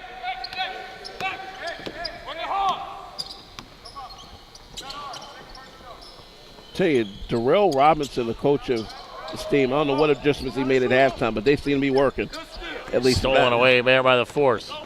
Back the other way, Darius Smith. Nice pass. Good little head and shoulder fake as well. The shot up and in, and to the line comes McDonald. That's how a fast break is supposed to work. Run it, get that ball immediately to the guy that's at the bucket. He puts it up, you get the harm, and you get the foul. It's one of the simplest plays in basketball, but a lot of teams, for some strange reason, can't execute it. Free throw up and no good, and that's, again, that free throw bug biting that time. Couldn't get it going anywhere. You know, and here's that fast break. That fast break, you know, you got to get the ball underneath, and McDowell got the bucket. Here he is again. That time swatted away as we get back to live action now on the left wing. Backing it back out again, that's McCollum. Bounce pass down low to McDonald. Nice pass right there to the paint. Can't hit the little bunny, though. Wow. I mean, there's been a lot of those missed today. Boy, that shooting percentage is going to look ugly on the way home. There's a leaner and a blocking foul called down low. They didn't like it to our left. They love it to our right. They had foul on Darius Smith. That's at least 4. Fourth personal. I need you to explain to me how that's a block. How that's a block. How is that unless he was inside that restraining circle, I think that was a charge. Number 10, Jonathan Miller. How was that a block? He was standing there. At the free throw line, that's Jonathan Miller. Is Coach Pryor getting an explanation in front of us as to why that was a block, and the shot up and good from Miller. I wonder if we can get that back up real quick. Because I would like to see the replay on that one. I'd like to see where exactly this so-called not establishing the legal guarding position was at. Timeout just called here by Coach Pryor. Yeah, I think he's got legitimate beef. There's Caldwell back out on the court at least. He's moving his right arm around again, so that's always good. Little 30-second timeout. We'll keep it right here. Coach Pryor's got legitimate beef because, I'm looking at that play all the way. He wasn't in the restraining circle. He was nowhere. No, he was more blocked than he was anywhere near the circle. Anywhere near the circle. Clearly had his hands up. Man, clearly ran into him. I don't know. Look, I'm about as dumbfounded as you are. And that's saying something. 67-57. Steam lead the Force with 7:16 left here in the third quarter. And this is the type of stuff that you got to play through. You want to be a championship caliber team. These are the type of stretches you have to play through. You're not going to get everything to go your way. Well, the way I kind of look at it, too, if you're a Force fan, you look at how they've played here recently, and to be down by only 10, you've got to have at least some sort of a smile on your face if you're rooting for Chicago, because it hasn't been pretty, and yet they're still well in the game with plenty of time left. We still have 20 more minutes of play. 7:10 on the clock here in the third quarter.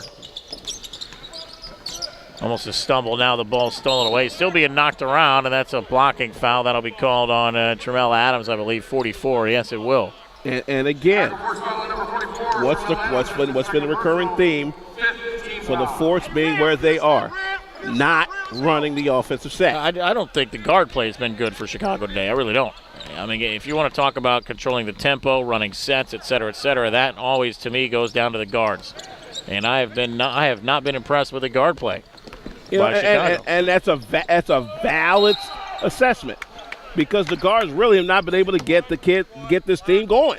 Whether it's scoring points or just dishing it off to one of the big guys to score points, it's just that's your quarterback of your basketball team out there, and your guards have to make good decisions. They have to control the tempo of the game. Hasn't happened tonight for Chicago. Not to say they don't have the personnel, just not tonight.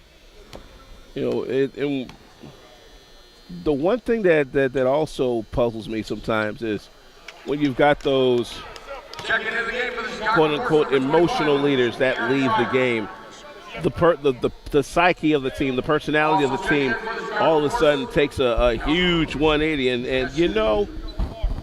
you have to work yourself out of that. That's one of the Achilles heels of teams that want to be good but can't because of little things like that. Next free throw up and good. Antoine Ware getting set to check in front of the scoring table. By the way, it's Ronnie Caldwell riding the bicycle behind us right now, starting to at least warm back up again. We'll see if we see him in there or not. There you got it. Now you got an offensive foul. Hey, that barking helps. People are, why is he yelling at the referee? He's not going to change his call. Well, no, but he might make that call the other direction next time we're rolling around. We're human beings, That's Rick Pryor. Rick Pryor's been around this game long enough to understand when to plead his case and when to back off. With it on the left wing, that's Adams. Trying to use his size, get to the rack, and he does so very nicely. Really forced his way to the hole that time. Now you're starting to see a little bit of what the Force can do when they let their defense dictate the offense. McGill with the basketball out on the perimeter for the Steam. He kicks it left side. That's Fortenberry with it. Way to fight for that screen there. Miller lost it, got it right back again. Now up top it goes to Williams. Williams around a couple. He lost it. And we got a charging foul again. We'll send it the other direction. It would have been a shot clock violation anyway. But again, you're letting the defense dictate the offense. Perfect 24-second clock run. And at very worst, you're going to get a 24. They got a charge out of it. I was about to say that's back-to-back charges on those two possessions. That'll get you going, too, as a team. Drops it down low. It's Antoine Ware trying to use his size, force his way to the rack. He puts it up and in. If he does more than that, I think he's going to be a perfect complement to Ronnie Caldwell in this club. Nice job using his size to muscle his way into a nice angle. Now the other way we go, and it's knocked away from behind. Adams knocked it out of bounds, but nice defense nonetheless. Timeout on the floor. We'll step aside as well, and all of a sudden the Force have closed it up. It's now a 5-point game, 67-62. Steam with the lead. 5:39 left in the third. Back inside the Family Arena, 67-62. Steam with the lead over the Force. Jason Troop alongside Alvin Washington, and it will be the Steam trying to inbound the basketball baseline right with the 5-point lead, and it's knocked out of bounds by Antoine Ware. You can certainly feel the momentum shifting to Chicago's side over the last few minutes. They're starting to understand how their defense is getting them back into this contest. Going to lob the pass into the center circle as Brandon McGill controls it now, and the Steam want to set up. They go 4 wide along the baseline, and now it's up top to Fortenberry looking for that backdoor cut. Little turnaround shot up, no good from Lester Hart. Rebound, those spits all the way back out to Miller, and he'll throw it up top. They just got away with a bad pass there. There's a drive and a dish into the corner, to the shot up and good. 2-pointer buried by Chris Babbitt. That's a big possession because the Force were going all out on that to try and get the steal, and they were able to come up with a long 2 on top of that. Here's a take to the rack, right-handed runner, no good. Fortenberry skies for the rebound and then finds McGill, who's going to push it far side. He'll slow things up, now twist towards the rack. No help side defense whatsoever, and the easy lay in there. Now that drives the coach really mad. You know, make the effort to knock him sideways. Don't put the cape out there and say, "Olay." Come on now, that's not basketball. Especially after 3 or 4 real good defensive stands. Oh, there it is. Shot on the run, and that bucket's going to go. Tremel Adams. And the foul called on Lester Hart. You need something like that.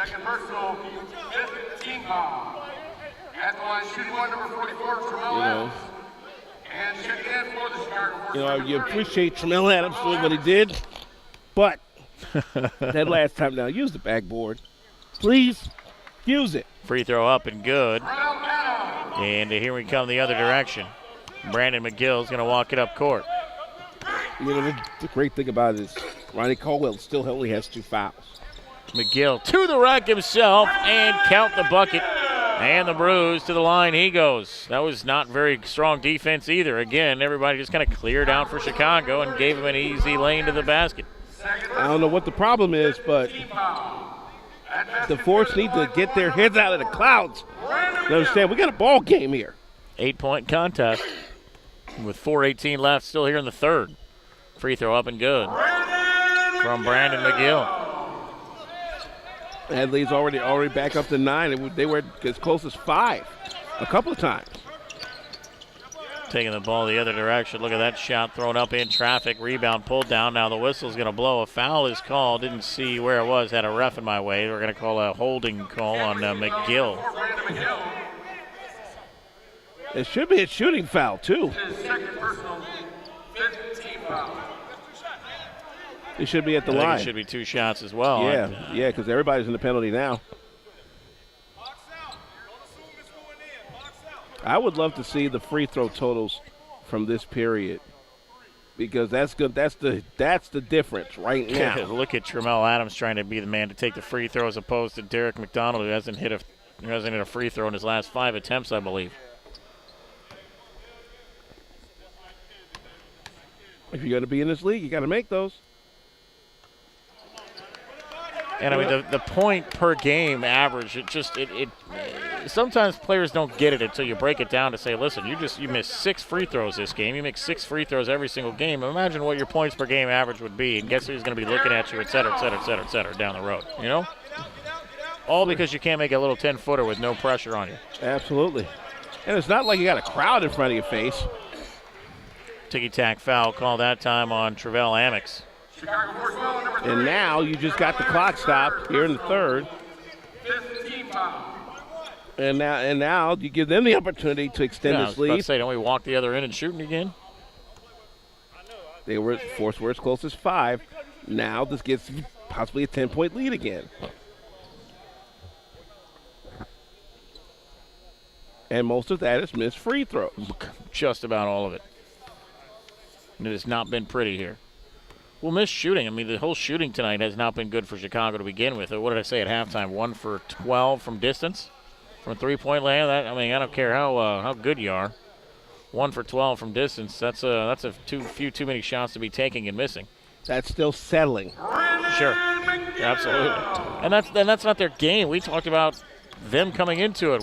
Who should have the advantage where? And I said I thought the Steam would have an advantage from a guard play, and I thought the Force would have an advantage down low. Wow. It's a big push right there from Antoine Ware. He said my arm. He was holding my arm. Didn't see that though.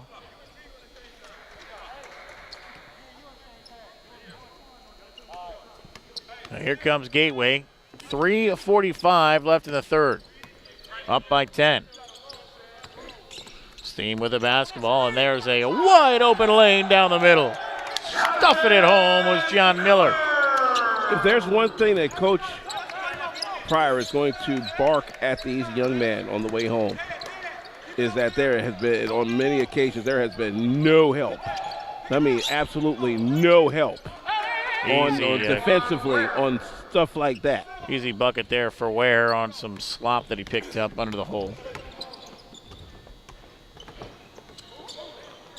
Kind of a flop there, and there's a pass to Fortenberry, and nobody home to help out defensively with big 53 on the court.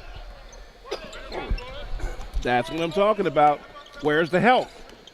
There's a foul called, up top there with Fortenberry with a reach-in. Haven't seen Caldwell come back on the court at all. You would figure that with all the bodies down low and the opportunity to swat that away, that they would do it, and they haven't done it the last few possessions. 80-68, Steam over the Force. Back with more after this on the MPBA Broadcasting Network.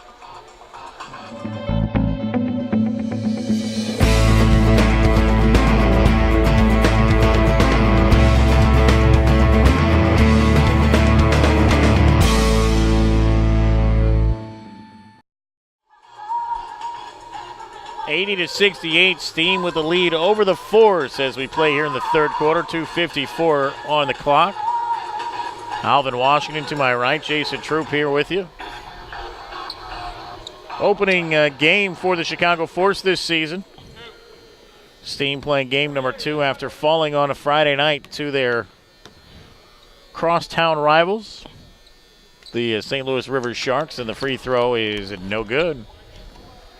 Again, the Force continuing to struggle just shooting the basketball. I can see the suicides piling up in the next practice, the way they've been breaking these free throws. The Coach Pryor might just run them ragged. Just shoot free throws all practice. You know, that's the difference right now in this game. That and no good help side defense the last, 3 minutes? They've had 2 easy layups and 2 slams. After a nice stretch of really good stops. Remember they had back-to-back charges that were called. They had a what do you call it? Not the charge of the shot clock violation as well. So there was a lot of stuff that was going right, and then Chicago turned it around to go the other direction. Foul that time called and drawn by Brandon McGill. And so number 4 will head to the free throw line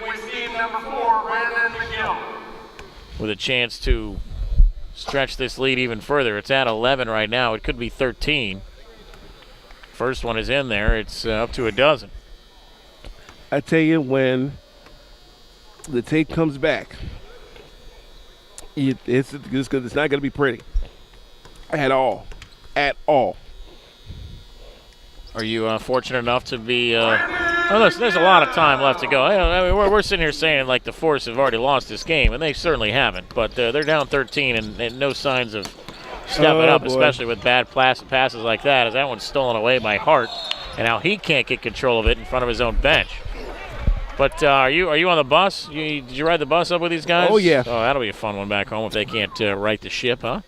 Man, there's going to be a lot of adjusting heading toward the home opener this Saturday. Force get the ball inbounds. And just checking back in during that last timeout was Ronnie Caldwell. So the big guy is back out on the floor now for the Force. Kicked into the corner, 3 ball. That needs to go. It doesn't. And the rebound pulled down by Mike Gills. That was a big shot if the Force could have gotten it to go. 2 minutes left on the clock. There's a shot from the right side. No good. Rebound followed up. A little teardrop's going to fall in for Lester Hart. No box out by Caldwell. That's going to get talked about, too. Look at Caldwell just pushing people around down low, and he got whistled for the foul as he shoved Mike Gills out of the way with a forearm. Clearly. Yeah, he doesn't like the call, but that was the right call. Third personal on Caldwell. Now, granted, this is the first game. I understand. There are some things that you should understand fundamentally that just aren't going to wash. And for whatever strange reason, the Force aren't doing those things that got you to the dance. Good little dish back to McGill that time. Mike Gills. It's just deteriorating now. Almost lost it again. Now they're trying to lob it across the top of the defense. To the left wing it goes into the hands of Adams. Adams forcing a pass. There was 2 players with their hands in the passing lane. It's turned over again. Mike Gills the other direction. He faked it to somebody. Now trying to get it back, and the rebound pulled down. Outlet pass. Lucky to get to the hands of Adams. Now he pushes it ahead.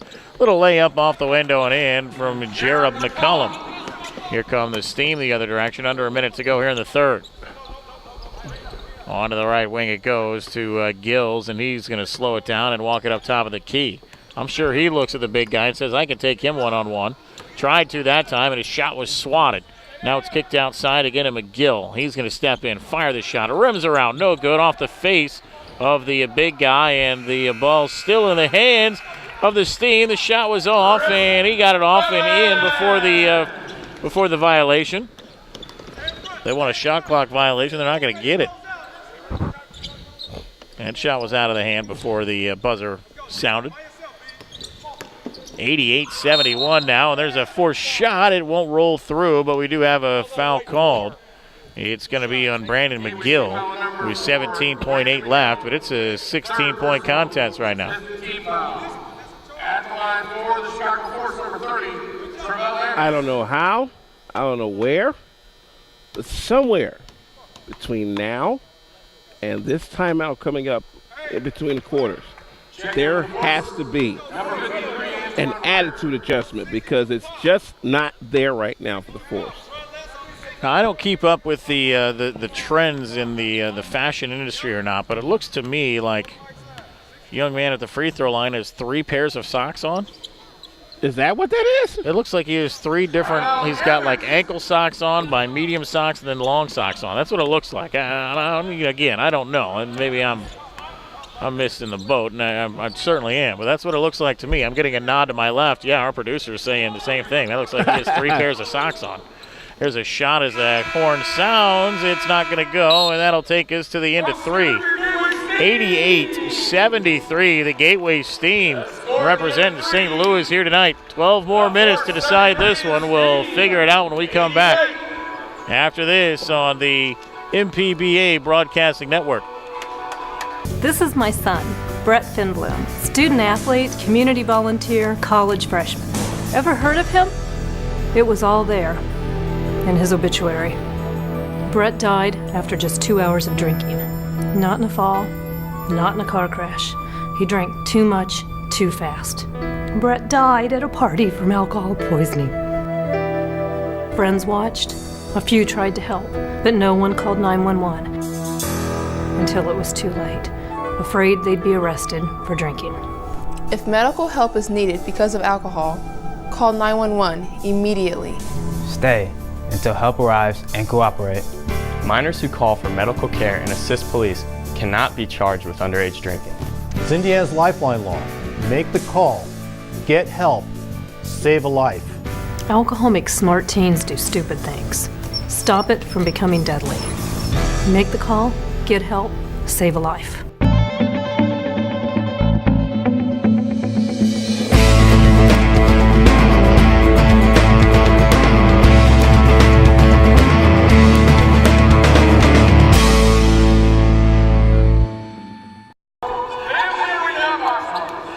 This copyrighted broadcast of the Midwest Professional Basketball Association and Coach's Aid may not be reproduced for any reason without express written consent. You got to use the word disseminated. I thought that was simple enough. Something like that. Here's a take to the rack, and it's up and in by Trammell Adams as we start the fourth quarter of action. Quickly back the other way goes Jonathan Miller. Trying to go baseline, he does, and finally just gets hammered coming over from the defensive help side. That was Adams. But that was way too late, though. He should have recognized it and already been there. Well, he might have recognized him, just couldn't get there quick enough. Adams is a big dude. See, this is where instinct has to take over. You see the guy going down low, getting ready to take the shot. Go ahead, get there. You know, by the time he gets there, you're already there at least a couple of seconds. Now that foul doesn't look as egregious. And maybe you don't even need to foul. You can just alter the shot. Both free throws good from Miller, and it's 90-75 now. Right wing with it, that's Adams. Up top it goes. They'll pass up the shot there and then back things away. That's McCollum with it. He has it poked away from behind, but right into the breadbasket of Antoine Ware, and he puts it off the window and in. Hey, Grandma, look what I found. Nice break there for the Force. Trying to turn and go baseline there was Mike Gills. I don't know if I like the call there. I don't know if you liked it either. Thought it was pretty good D. That's his third personal, second. I tell you what, the kid's holding his own. He is holding his own. You know, a little frustration setting in, but he's holding his own. That's what I like about him. There's an inbound. It's tipped away momentarily, but controlled finally by Jonathan Miller, and he'll bring it back into the offensive end. Looking for a high screen from Gills. Instead, he's going to step into a three-pointer and missed it. Rebound, though, pulled down by Derek McDonald, and here come the Force the other direction. Darius Smith weaves up and around the court, now fires it down low, in amongst the trees, and McCollum's able to find a way to get it in. 11-point contest now, and if the Force can get a stop here and bring it down to single digits, he'll definitely save momentum on their side. A little give and go, and they get that stop. Here comes the McDonald the other direction. He's going to leave a pass ahead. That buck's going to fall in by Ware, and he'll head to the free throw line. And understand, that was within the confines of a basic offense. It wasn't any showboating. It wasn't one-on-one. Do it in the confines of an offense, and stuff like that happens. And it started on the defensive end as well with the breakup of the pass. And then McDonald leading it down the court. We'll see the replay. You know, again, the defense dictating the offense, and that's the end result of it with Ware dropping in the bucket and the foul.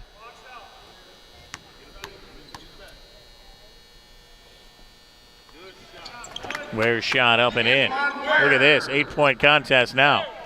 But as now, close as it's been in a while, but now the Force need to continue to do what they've been doing. There you go. There you go, son. Here comes Smith the other direction, and he'll put it off the window and in. Hey, you're going to get hit. You're going to get hit. Continue to do it. Continue to do it. Left side with it. That's Lester Hart trying to get to the rack. He lost it. Now it's poked away from him again, but they are going to keep the ball there for the Steam. Great defense right now by Antoine Ware.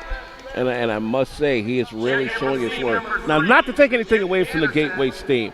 Everybody that has hit the floor for Gateway, from Fortenberry to Hart to Riggs, they've done what they're supposed to do. I mean, Darrell Robinson, you can't ask for any better a coaching job in your second game than what Darrell Robinson is doing. So take nothing away from the Steam at all.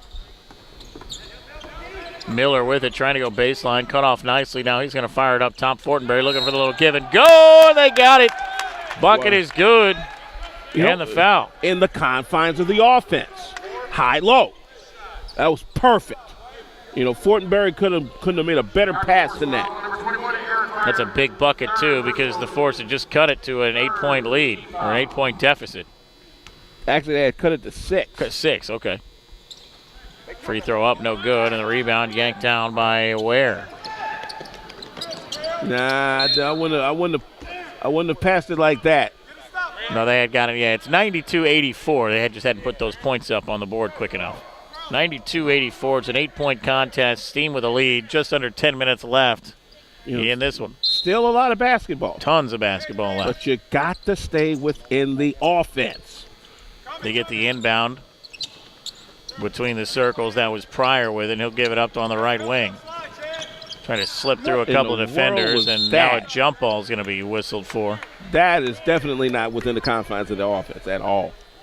And we were just talking about the difference in free throws. Look at this. 10 misses. 10 misses right now by the Force through 3 periods. That's why we are sitting where we are.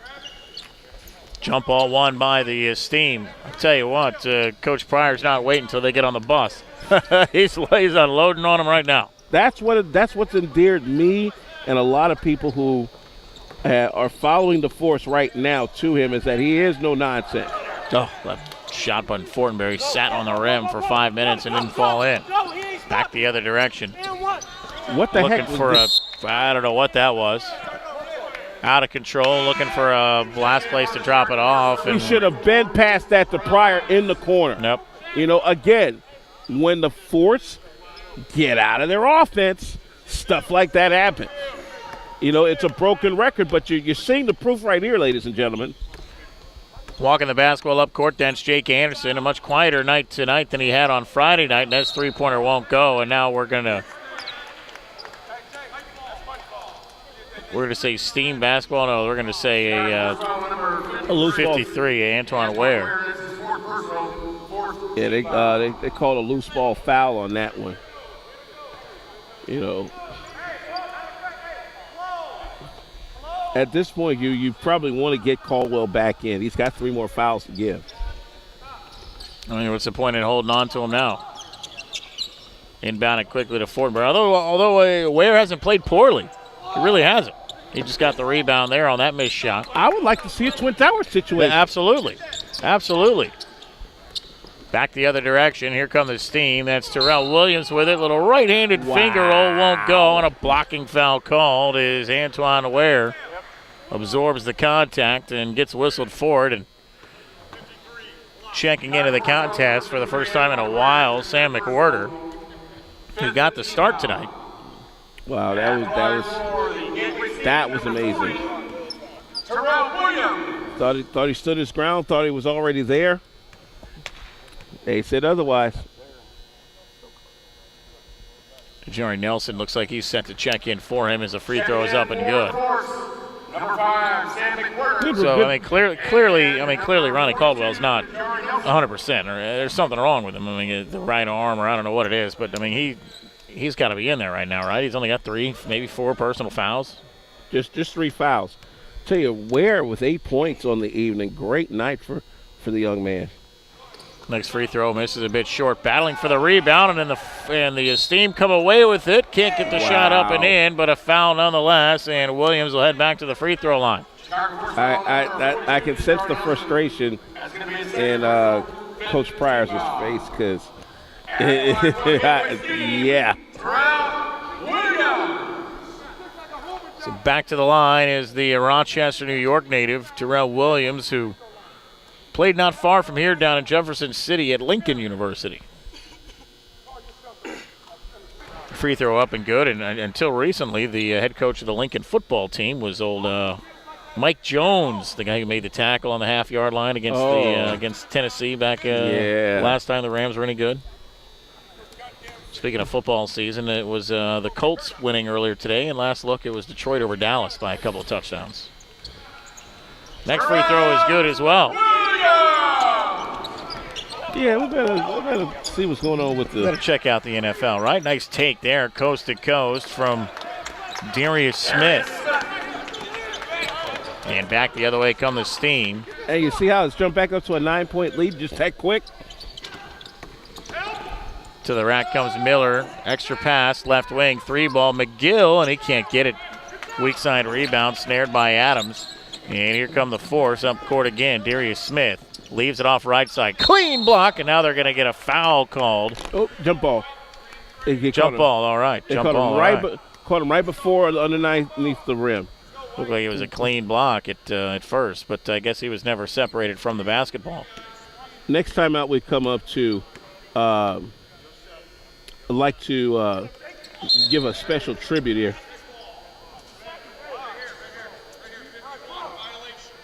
Oh, they called a violation on Fortenberry on the tip. Yeah, I didn't see it. I must have been looking somewhere else. Okay. Forrest looking to inbound it. I mean, they could quite frankly, they could close this to a 7 or 6 point deficit. There's a turnaround jump shot forced again, no good, and a rebound still being fought for. Now Fortenberry comes away with it, pushes it ahead to Anderson. Anderson 2-on-2. He'll fire the pass off to the left side. Now it's thrown back up top, and that'll be an over and back call. Yeah, it's one of the few times that the Steam really has not been themselves. All the other times they have been right into it. Wow. Inbound. Wow, yeah. You telling me. I don't know what kind of pass that was. Man. Got another jump ball here. Steam are going to make a substitution, so will the Force. And this is indicative of teams that have fought to get back in from double digits.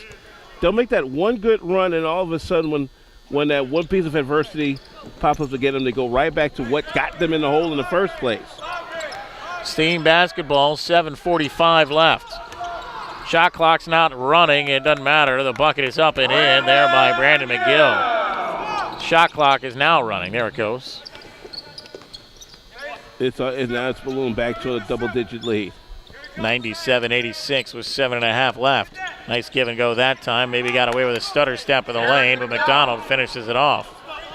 You know, the Steam are doing everything that they're supposed to do. They make the extra pass. They make the extra screen. You know, they've got the trailer. They're doing all the right things. You know, they've had lapses here and there, but they're doing all the right things. It's almost like they're almost burning too much time on the clock. They passed up a couple of easy shots to let that clock keep ticking, and now a foul is going to be called underneath. I mean, the Steam probably passed up 2 or 3 easy looks on that offensive possession there. Fourth foul on Chad Fortenberry. Okay, let's see what we've got here. Dallas 24, Detroit 20, late fourth quarter. Wow, it was 20-7 Detroit at last look, so Dallas has certainly turned it on. Cincinnati still has no playoff wins in the Andy Dalton era. That's big. That's big. Big three-pointer there. 26-10 is the final. Indianapolis with the win. I guarantee you Andrew Luck's got something to do with that. Oh, yeah. That guy's, if there's a player in the NFL you want to start your team, it's Andrew Luck these days. A couple of teammates battling for the same rebound, and it ends up going the way of the Force. It's a 6-point ball game. It could be 5-4, maybe 3. No, rebound pulled down by the Steam. 97-91. Back the other direction. There's a bump and the bucket. Nice play. Good call, too. That was definitely a block. I think definitely a block. Then the reason being? Well, I mean, he's just standing there. He's not in any position. He's under the basket. He's just irregardless of that, you shoot that 3 ball way too early in the clock. That's what got that one. See where you're coming from. That's what's been one of the Achilles heels tonight of the Force. They're taking long shots way too early in the clock. That 1 for 12 from 3 land is not a misprint. That's shooting way too early in the clock. What do we have now? 1 for 17 through 3 quarters. 1 for 17 from 3-point land for the Force tonight through 3 quarters of play. You know. That makes it 1 for 18. That's probably they're 2 for 19 now in the game. Somewhere around there. I mean, I can't even do the math because I can't divide 1 by 17. That's 5%, by the way. 1 for 17 is 5%. All you have to understand is just 2. Right. You only have single digits in one column and double digits in the other column. Something's wrong. Something's really wrong. Terrell Williams at the free throw line. Trying to get it back to a 10-point game. He does. 101-91. That's something nice about the MPBA. This is the third game I've called, the third game in the history of the league, and all three games have seen at least one team crack the 100-point barrier. At least one. I got to tell you, that Flex River Sharks game was probably one of the best ones we've seen yet. Because it was tooth and nail to the end. Yeah, that was a good one. Best game I've seen in the MPBA history. As short as it is. Right, there's a take to the rack. Who couldn't get it to go? Got fouled on the way, though. Foul going to be called on. I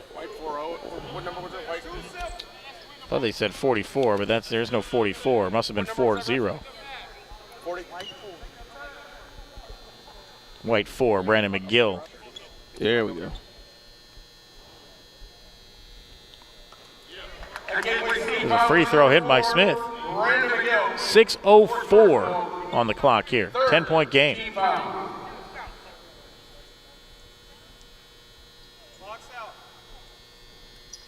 Next free throw splashes home as well. Single digits. Dimitri Riggs will bring the ball up the near side of the floor now.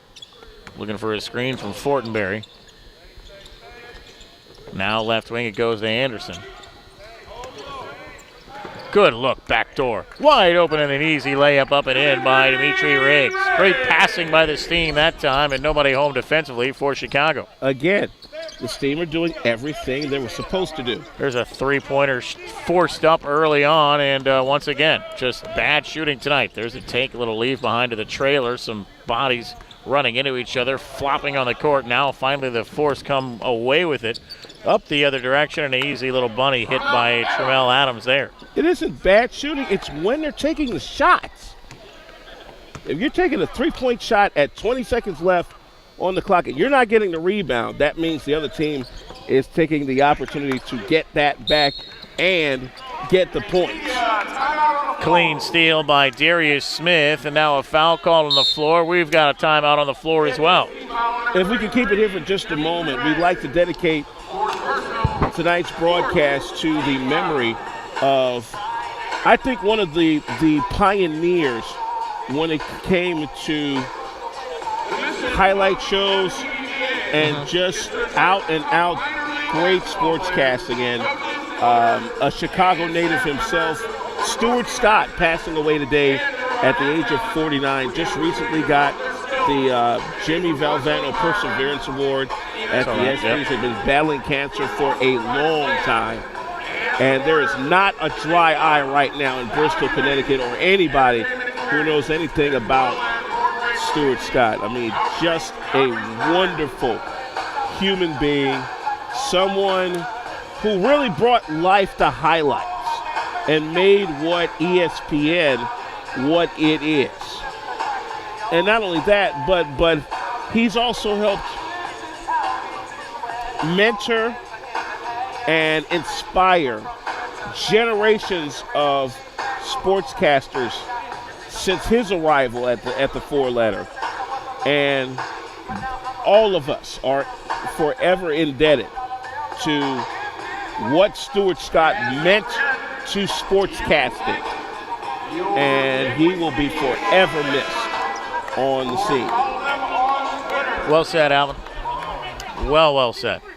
North Carolina guy. I've gotten to bump into him a couple of times. He was always back at the university, always talking to classrooms as well, sharing his experiences along the way. And I'm sure that the pillow upstairs is always going to be cooler on the other side for him. Absolutely. Back to the action here. 5:03 left. It's 104-95. Steam lead it.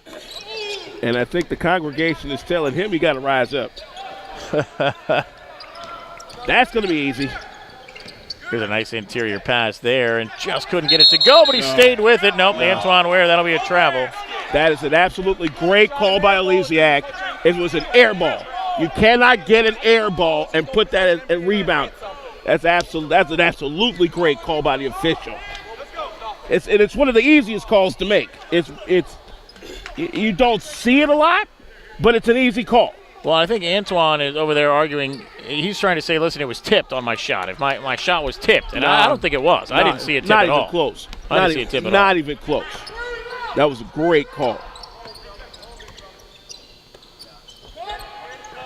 Steen with the basketball on the left wing. That's Anderson. Gets double teamed. Now he passes it away. Fortenberry up top of the key with it.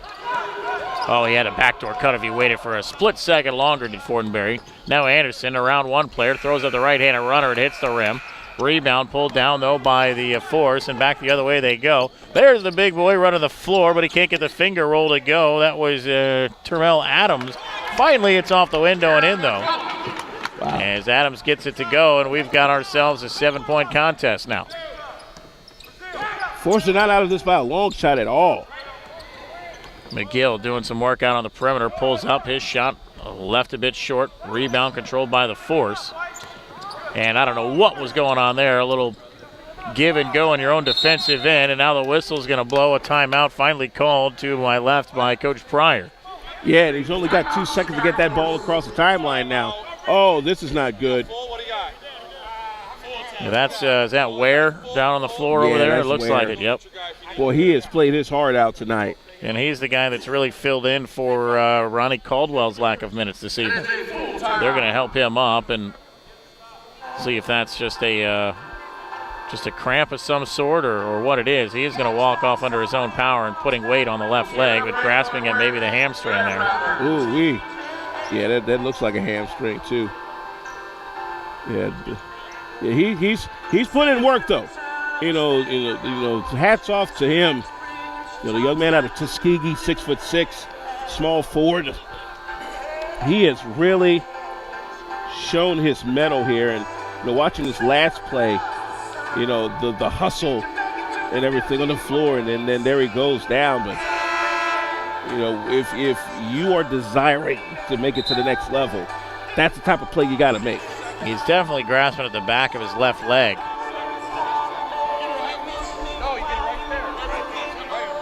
You know, what's going to be important here is with the shot clock at 18, you have the 8-second violation, so you only have 2 seconds left to get that ball across half court. So you've got to whip it. I think I would assume this team will put a little bit of pressure on. I would hope so. Looks like Antoine Ware, by the way, is going to stay out there. So just a cramp or a bang of some sort.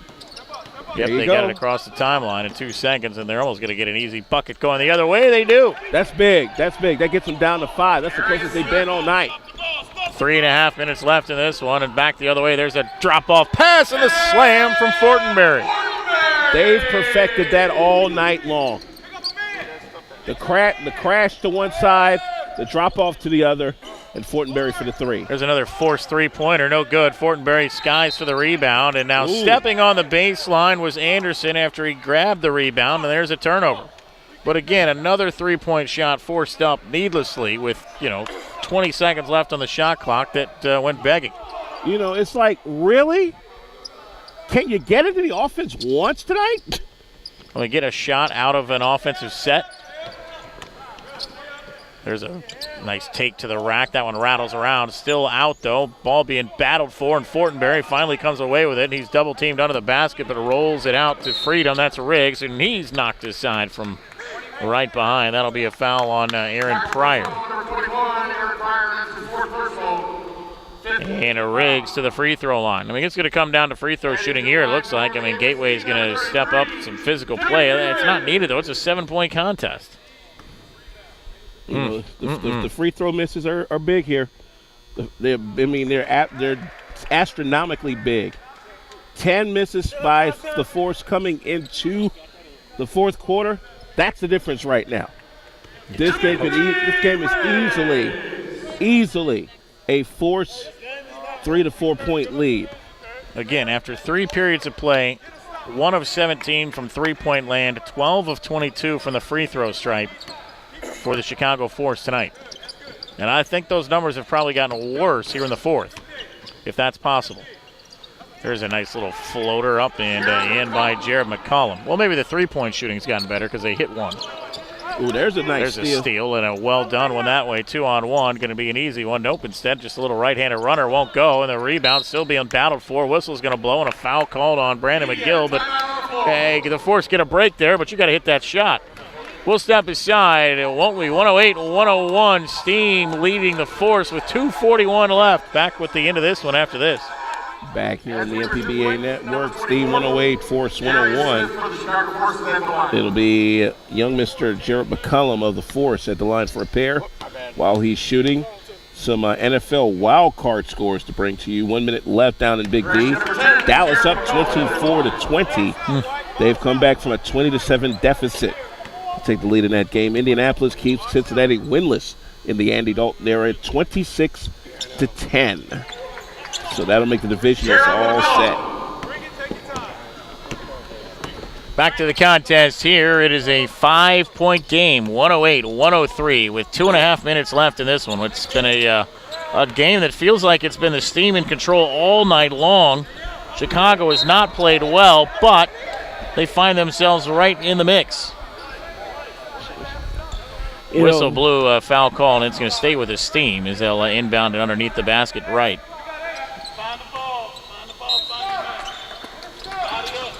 McGill trying to inbound it. Look at that free take to the rim by Jonathan Miller. Wow. See, this is something that will really rile up Coach Pryor big time. A stop and a hang and a baseline shot from the right block. No good. A rebound finally pulled down by Brandon McGill. The 6'2" guard gets in amongst the trees. Now it's Williams the other direction. He can't get the shot to go, and it's a charging foul called. And Williams is trying to plead his case. I don't know if he's got one, though. That was absolutely a great play by Antoine Ware. He knew where the restraining circle was, put himself outside it, stood his ground, took the contact. There it is. Now you have no choice but to put a run together. It's 2:01 left in regulation. You make this a one-possession ball game if you can get a bucket here. Right wing, that's Adams with it. Looking to lob it down low. Defense nicely there as he poked it out of the way. Not a good pass, but Williams is able to knock it free anyway. And they're trying to post up your boy down low, McDonald again, the guard. Work the ball back around the top. McDonald isn't the only player out there. Work the ball. Work the offense. Looking to inbound it, they do. That's to McCollum, and he's going to launch the shot. That one no good. Weak side rebound, though, pulled down by the Force. Looking inside, now kicking back onto the wing again inside. Off-balance jump shot. That's no good. Offensive rebound once again. In amongst the trees. Turnaround. Can't get that shot to go. Guess who's down low again? That's Ware fighting for it. He can't get it. Now the whistle's going to blow. A foul called. There's Tremel Adams with the hold. And they'll walk to the other end. How many opportunities does Chicago need right there? I mean, that's 3 or 4 good opportunities to put some buckets in and not a single good shot in the mix. It is what it is. You can only do so much. You can only coach so much. It's the players that have to execute. And, time and again, as the free throw falls and it's back up to an 8-point lead, time and again the Force have failed to execute even some of the simple things that has allowed the Steam to do what they've done. The Steam has gotten, 6 or 7 easy looks in the paint. Staying within yourself. You don't need to be Allen Iverson to be a good pro ball player. Good pass down low, and I had no reason for that shovel pass either. It was Antoine trying to dish it off to Derek McDonald, who was standing 2 feet away. I think McDonald has become his own worst enemy when the game is worn on here. There's a spin move by McCollum trying to throw up a shot over the top of the backboard, and that's going to go the other direction. Steam will inbound it in front of the Force bench to our left with 1:11 left. And no rush for McGill as long as he gets it across that line in 8 seconds and then get a shot off in ideally 23.99 seconds. All fans, everybody, 1 minute left. Get ready for the home stretch. Nice dish off. There's a no shot. They're going to call a charge. Yep, call a charge on that one. And you can hear Darrell Robinson saying, "Don't say a word." Well, when you're ahead by 9, why not? Forest call a timeout. They've got one left. One timeout left.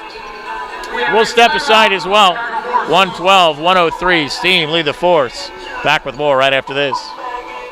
56.5 seconds left at the Family Arena. 112-103. The Steam lead the Chicago Force. Jason Troop alongside Alvin Washington. This is game 2 of our doubleheader of MPBA action. First one saw St. Louis pick up the win over the Flex. Gateway trying to do the same against the Chicago Force as the ball is inbounded. Darius Smith had it. Now back up top of the key. Adams with the 3 ball. That's not going to go. And instead of a rebound, it kicks onto the baseline. And there's 46.6 left. That's just 10 seconds off the clock. You could have worked that a little bit more.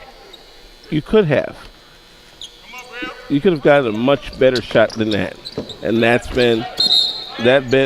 unfortunately has been the reason why the Steam got that 8-2 run to take the lead and haven't looked back. I mean, again, 1 of 17 from three-point land after three quarters. I mean, you're not taking good three-point shots if you're 1 of 17. Because you went into it too quick. 21, 2 hands. Penalty. Foul on Aaron Pryor. And Chicago is going to play the possession game, you would assume. I mean, listen, it's all about Gateway right now. They win this game if they hit a couple of free throws down the stretch here. There's no. I think they win this game anyway. Chicago hasn't shown any way to figure out how to get back into this game. They've gotten as close as 5, I believe, was as close as they got. Was 5 a couple of times, but couldn't stretch it any further. Again, you have to play within yourself. Understand your limitations. Understand your strengths. Play to your strengths. Don't let them expose your limitations. I mean, there's an easy bucket right down the middle of the lane that was missed. There's a little jumper from 10 feet that was missed as well. I mean, I know you're talking about some bad shots from time to time, but even the good shots aren't going down. You can't miss a wide open down the lane finger roll with no one in front of you. Yeah, you can. You can. You can if you don't use the backboard. You can, yes. Clearly you can. There's a lot of basic things that Coach Pryor is going to point out during the course of the film session that I hope wakes this team up once we get to the home opener on Saturday at the Kroc Center in Chicago. Because I'm telling you, play like this will put you at the bottom of the table in a hurry. 12-point ball game now with 27 seconds left. There's a 3 ball from the left wing, and that's I cannot wait to see the 3-point shooting stats at the end of this contest. It's going to be ugly. Up the court, that's Anderson with it, and it looks like Chicago's ready to just let the clock run out with 10 seconds left in the contest, and that is going to do it.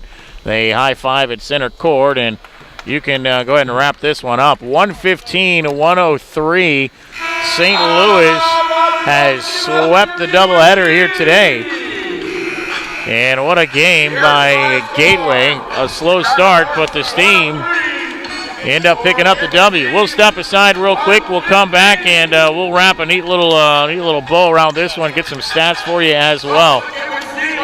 And we'll find ourselves the player of the game if we can. We'll see what we can do. We'll take a quick break. Come on back, won't you? 115-103, your final. Back here on the MPBA, the final from Family Arena here in St. Charles, Missouri. The Gateway Steam knock off the Chicago Force, 115-103. This post-game show brought to you by CoachesAid.com. Coaches Aid, the official broadcaster of the Midwest Professional Basketball Association. Alvin Washington will be rejoined by Jason Troop in a little bit. We are right now joined by our Coach's Aid player of the game, the young man from D.C., Brandon McGill. I don't know what they did over in Britain, but what he's doing here right now is pretty doggone good. Over 20 points in helping to lead the Gateway Steam to their victory. He joins us on our post game. How you doing? Pretty good, you? I tell you, that 8-2 run in the second quarter is what propelled this team to where it is. You were down 25-20 at the start of the game. What did Coach Darrell Robinson give you guys that allowed you to chip away at the lead and maintain the double-digit advantage the rest of the way? Coach just told us to focus. We were thinking way too much. We just needed to go out there, play with full intensity on both ends of the court, and it will open up easy baskets. Yeah, and then they came in very easy down the stretch. You and Chad Fortenberry were connecting on a whole lot of alley-oops and easy layups in the paint, and that's what blew this game wide open. Definitely. When you're in attack mode, it opens up for everybody on the court because your defender knows that you're going to attack. So naturally, people are going to help, and that's when you find your teammates for easy buckets. Talking with Brandon McGill of the Gateway Steam, our Coach's Aid player of the game. His play today pretty much locks things up as the Gateway Steam knock off the Chicago Force 115-103. What did you all learn from Friday night's loss against the River Sharks that allowed a different mindset for tonight? We learned that as a smallest team, we got to be scrappy. We all have to go to the boards because we have a bunch of guys that's 6'3" and under. We know as a team, if we all crash the boards, then we limit the team to one shot, and then we're on the break because we should be the fastest team with our speed. Do you think a league like the MPBA allows someone like you to be able to showcase all of your talents, not just the ball dribbling, but being able to showcase the talents that allows you to play within a team concept? Definitely, especially with the NBA rules, 48 minutes, you have a long time to basically showcase what you can do on all facets of your game. Once we get if we get to a sluggish start, we know we have a long time to come back, and it just allows you on both ends to be strong, cut to the basket, and just use your assets to show everybody what you can do. Brandon McGill, our Coach's Aid player of the game with 23 points.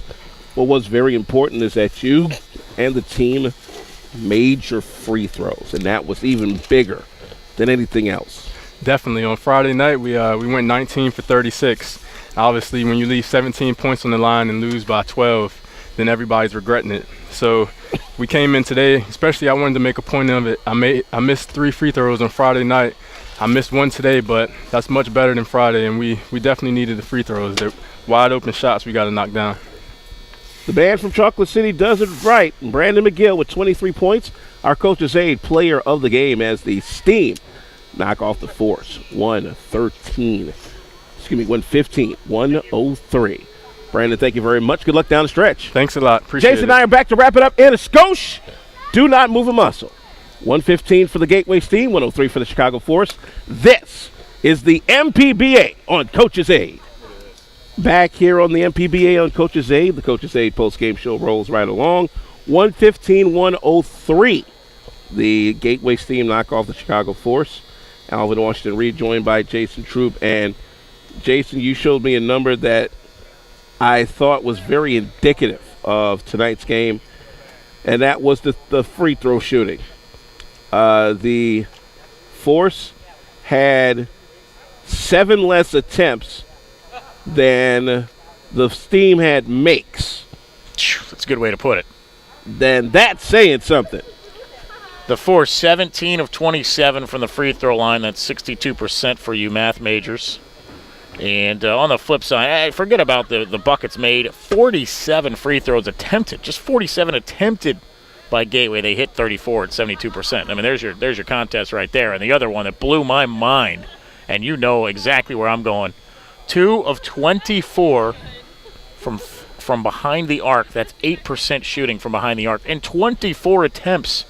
I mean, our boy Adams, number 44, 1 for 10. 1 for 10 from distance. And I guarantee you about 5 or 6 of them were within about 4 to 6 seconds of the shot clock. Sure.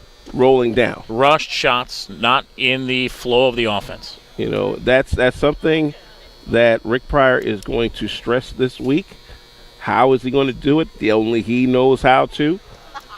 We can only tell once we get toward the home opener coming up on this Saturday this when weekend, yeah. both the Force and the Crew get together. And I must say, the bus ride home is not going to be fun. It's not going to be warm either. It's like 5 degrees outside now, too. Oh, gosh. If the bus is as cold as I think it's going to be, oh, boy. But it might teach these young men a lesson. This is their first professional game for most of them. It might be a return to professional action. What we saw tonight out of the Force, I don't think is indicative of what we may see down the road, but they got to get it together quickly. 4 players in double figures for the Force, including McCollum, who led the way with 23. Adams had 20 on 9 of 24 shooting. 13 points for Ware, who I thought had a very solid game, a very good game for him. Didn't see much from Caldwell. Injury, I guess, early on in the contest. He ended up with just 4 points over the course of the contest. And McDonald had 15 as well for the Force. And on the flip side, for the Steam, they were led, as you heard, by McGill, who had 23. Miller poured in 23 as well. And then 15 points for Williams and a baker's dozen for both Gills and Fortenberry. So despite having Gills and Fortenberry really the only size for this team, those two combined for 26 points on 11 of 22 shooting. So they shoot 50% from the floor there as well. And again, the big number for me, 34 of 47 from the free throw line, 72% shooting for this team in this one. That's it for me. That no double doubles. Nobody getting in double figures in the rebound category other than McDonald and Ware, both of them for the Steam. But when you look at the rebounds overall, that was really the lone thing that the Force won was the rebounding, 51-41. But they had a lot of missed shots to rebound. Yeah, most of them being 3-point shots. Right. I'm ready to wrap. I don't have any other thoughts. I think we've already explained what happened on here. Your thoughts on the first time you've seen Chicago play this season and where they're going to go? Chicago's got a lot to work on if they're going to be contenders in this league, and I mean a lot. The first thing is getting into the offense and maintaining that offensive rhythm. They have got to get in that half-court offensive rhythm and execute the plays. That's the only way you're going to make any kind of hay. You saw what the Gateway Steam were able to do. They were able to get in the flow of the offense. They were able to find where the openings are. And if you're just going to let them walk through like that, of course they're going to take the shot. Why not? You have some pride on defense, really. And hats off to Darrell Robinson and the Gateway Steam. They bounced back from a tough loss on Friday to put their first win in franchise history in the column.